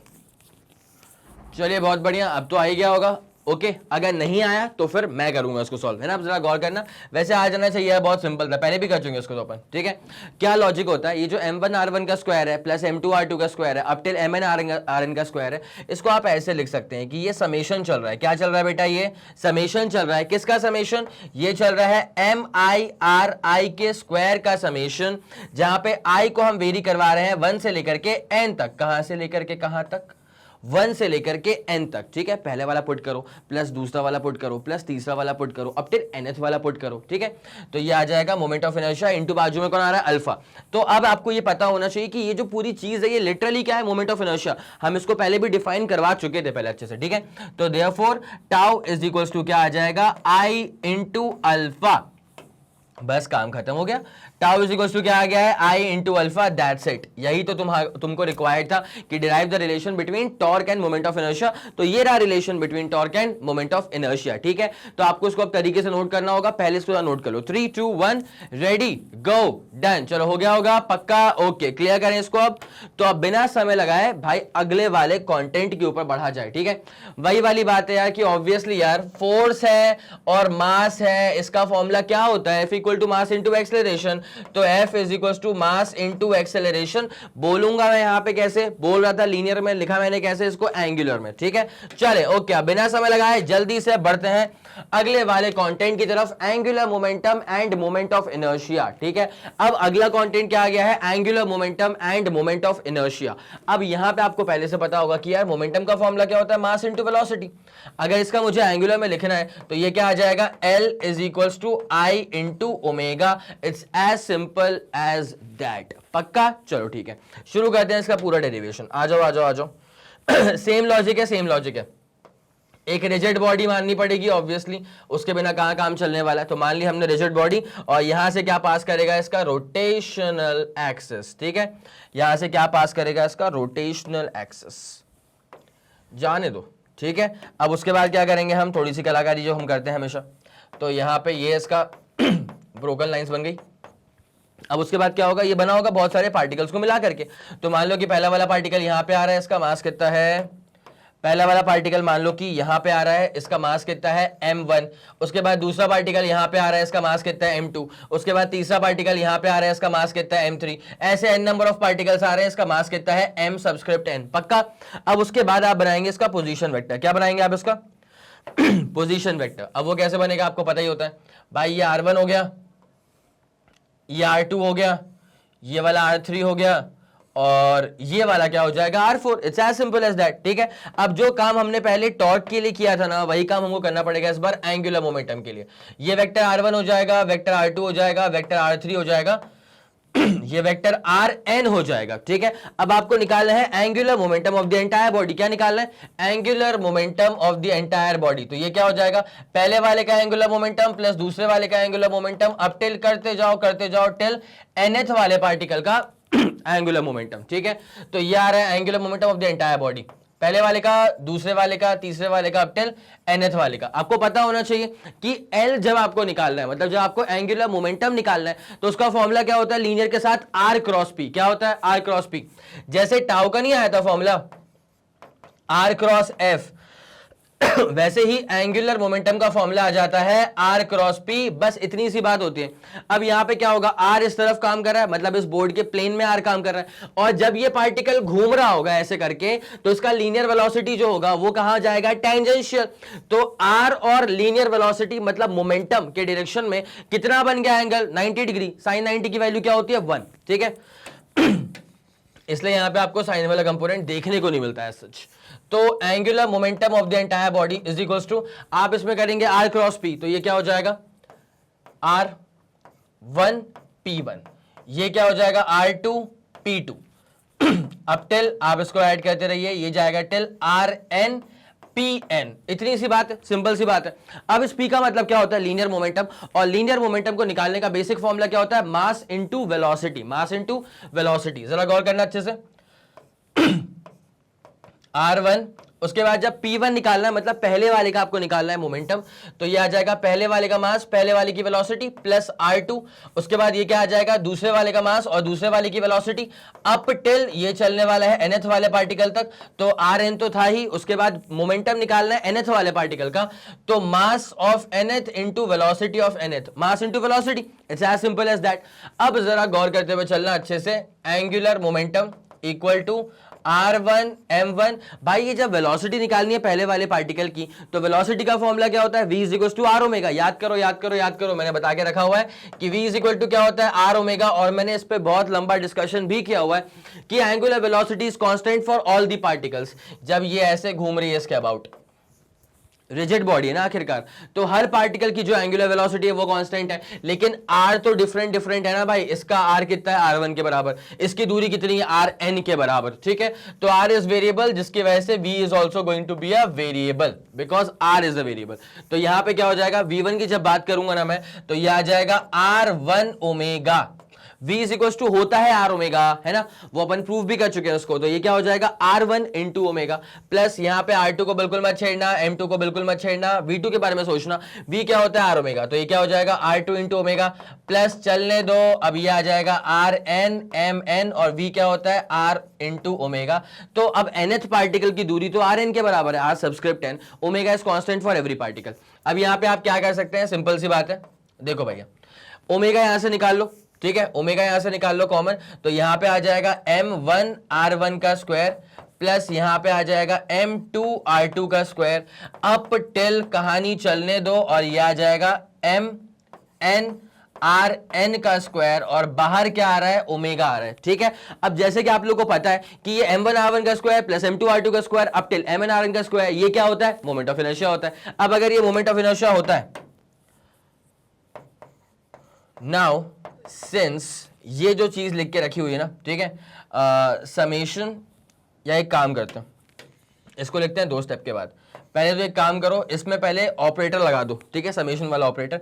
तो ये चल रहा है समेशन, ये क्या चल रहा है समेशन किसका, MI के स्क्वायर का, ठीक है, और जहां पे आई वेरी कर रहा है कहां से लेकर कहां तक, 1 से लेकर के n तक वेरी कर रहा है, ये आ गया। और इसके बगल में क्या आ रहा है, इसके बगल में आ रहा है ओमेगा, क्या आ रहा है ओमेगा। अब सिंस आपको पता है कि समेशन जो है वो किसके बराबर होगा, मोमेंट ऑफ इनर्शिया के बराबर, तो L इज इक्वल टू क्या आ जाएगा पता है, ये पूरा क्या आ गया मोमेंट ऑफ इनर्शिया और बगल में क्या आ रहा है ओमेगा। बस काम खत्म हो गया ना, सिंगल टर्म में लिख रहा हूं तो L इज इक्वल टू क्या आ जाएगा I इंटू ओमेगा, बस यहाँ पे काम खत्म हो गया। मैंने कहा भी था कि भाई लीनियर मोमेंटम का फॉर्मूला होता है मास इनटू वेलोसिटी, तो एंगुलर मोमेंटम क्या हो जाएगा moment of inertia into angular velocity. अरे दिल तो यहां से बहुत नुकीला पड़ गया। तो L इज इक्वल टू क्या आ गया I ओमेगा। क्या आपको इतनी बात समझ में आ गई पक्का? तो जरा इसको नोट कर लो, फिर अपन इसमें आगे बढ़ने वाले। ये नॉर्मल सा फंडा है और ये काम तो आना ही है ना, तो ये सीरीज ऑफ डेरिवेशन है, एक साथ निपटा दो, उसके बाद कंटेंट ही खत्म हो जाता है। ठीक है, तो जल्दी इसको नोट करो, फिर अपन इसमें आगे बढ़ते हैं, जल्दी करना। चले फिर, बहुत बढ़िया, इसको नोट कर लिया होगा आप लोगों ने, है ना। चलो भैया अब इसे गायब किया जाए और तुम्हें लेके आते हैं अब इसके अगले वाले कंटेंट की तरफ। ठीक है, अभी इसका आखिरी कंटेंट होने वाला है। तो यहां पे क्या लिखा हुआ है, relation between torque and angular momentum of a rigid body in rotational motion. ठीक है, बिकॉज एंगुलर मोमेंटम की बात करी जा रही है, इसका मतलब रोटेशनल मोशन की ही बात होगी। इनफैक्ट टॉर्क भी तो लिखा ही हुआ है। अब जरा गौर करना अच्छे से, क्या होने वाला है, बहुत सिंपल सी बात है। एज वी ऑलरेडी नो, बहुत सारी बातें तो हमको एज इफ बहुत पहले से पता रहती है। As we already know that, भाई क्या पता है तुमको ये पता है कि एंगुलर मोमेंटम जो होता है ना वो होता है आई ओमेगा। क्या होता है, आई इंटू ओमेगा। डिराइव भी करवाया भी छोड़ दे पहले, तो एल इज इक्वल टू क्या हो जाएगा आई ओमेगा। अब एक काम करना, इसको जरा डिफरेंशिएट कर देना। क्या कर देना, इसको डिफरेंशिएट कर देना। तो डिफरेंशिएट हम जैसे करेंगे किसके रिस्पेक्ट में, विथ रिस्पेक्ट टू टाइम, तो हमें जो मिलने वाला है वो क्या मिलने वाला है पता है, हमें ये मिलने वाला है कि dl by dt is equals to moment of inertia constant है, उसको जरा बाहर रखा जाए और यहां पे हो जाएगा एंगुलर वेलोसिटी का डिफरेंशिएशन। भाई साहब पूरी दुनिया को पता है कि वेलोसिटी का जो डिफरेंशिएशन होता है वो क्या होता है, एक्सेलरेशन। अगर एंगुलर वेलोसिटी को डिफरेंशिएट करोगे तो क्या मिलेगा, एंगुलर एक्सेलरेशन। पक्का? तो ये जो अभी आपने करा है ना, ये जो अभी आपने बनाया है, ये इसको हम बोल देंगे फर्स्ट इक्वेशन। क्या बोल देंगे इसको हम बोल देंगे first equation. Now the thing is that, एक बात आप लोग जानते हैं पहले से ही कि आई अल्फा कुछ होता था। जरा सोचो क्या होता था, निकाल चुके। एज वी नो, ये बात भी हमको पहले से पता है, तुमको याद आ रही कि नहीं आ रही है। एज वी नो कि जो I इंटू अल्फा है ना, ये किसके बराबर होगा। अगर नहीं समझ में आए तो ऐसे कर लिया करो, I का मतलब क्या हो गया, मास हो गया, लिख लिया करो खोपचे में ऐसे ही। अल्फा का मतलब क्या हो गया, एक्सेलरेशन हो गया, बस खत्म। ये किसके बराबर है भाई, फोर्स के बराबर है, ये तो मालूम ही होता है। अगर ये फोर्स के बराबर है तो ये किसके बराबर होगा, टॉर्क के बराबर होगा। ठीक है, तो आई अल्फा किसके बराबर होगा, टॉर्क के बराबर होगा। तो ये वाली जो इक्वेशन बन गई है, this is the equation number 2। अब समझने वाली बात यहां पे ये है कि आई अल्फा इसके बराबर भी आ रहा है, आई अल्फा इसके बराबर भी आ रहा है, तो क्या करना पड़ेगा, इसको बस आपको इक्वेट करना पड़ेगा। क्या करना पड़ेगा, इक्वेट। तो जैसे हम इक्वेट कर देंगे फर्स्ट वाली को सेकेंड वाली के साथ, फर्स्ट वाली को सेकेंड वाली के साथ इक्वेट कर देंगे तो हमें क्या मिलेगा पता है, ये है इसके बराबर और ये है टाउ के बराबर। तो देयरफॉर टाउ जो है ना वो आ जाएगा, सिंपल सी बात है, dl बाई dt। इसका मतलब यह है कि torque can easily be defined as the rate of change of angular momentum. ठीक है, क्या बोला मैंने कि torque can be defined as the rate of change of angular momentum, as the rate of change of angular momentum. Torque can easily be defined as the rate of change of angular momentum. It's as simple as that. ठीक है, पक्का? इतनी कहानी आपको अच्छे से समझ में आ गई है? पक्का? तो एक काम करो भैया, इसको जल्दी नोट करो, फिर इसके बाद आगे देखेंगे। चलो बहुत बढ़िया, इसको नोट कर लिया होगा आप लोगों ने, है ना? अब जरा इसे गायब किया जाए और अब आपका ये पूरा कंटेंट जो है वो हो चुका है समाप्त। ठीक है, आपका पूरा कंटेंट जो है वो हो चुका है समाप्त। तो यहां से अब आपकी बारी आती है सही से रिवाइज करने की। ठीक है, हमारा जो था वो हमने करवा दिया है। ये कंटेंट, ये लेक्चर काफी लंबा लगा होगा आपको, लेकिन आपको समझ में आया होगा कि कितने डेप्थ में हर एक पॉइंट को बताया गया है। ठीक है, तो आपसे बस ये उम्मीद है कि आप तरीके से नोट्स कंप्लीट करते हुए चलिएगा, उसको रिवाइज करते हुए चलिएगा। फॉर्मूले की शीट तो बनाना ही है, बोलने वाली बात तो है ही नहीं। इस बात को आप समझ गए? चलिए ठीक है, ओके। अगला वाला कंटेंट जो आपको मिलने वाला है, लेक्चर जो मिलने वाला है, उसमें अपन पढ़ने वाले हैं perpendicular axis theorem, parallel axis theorem, और वहां से सवाल बहुत ज्यादा आते हैं। ठीक है, चलिए okay, thank you so much.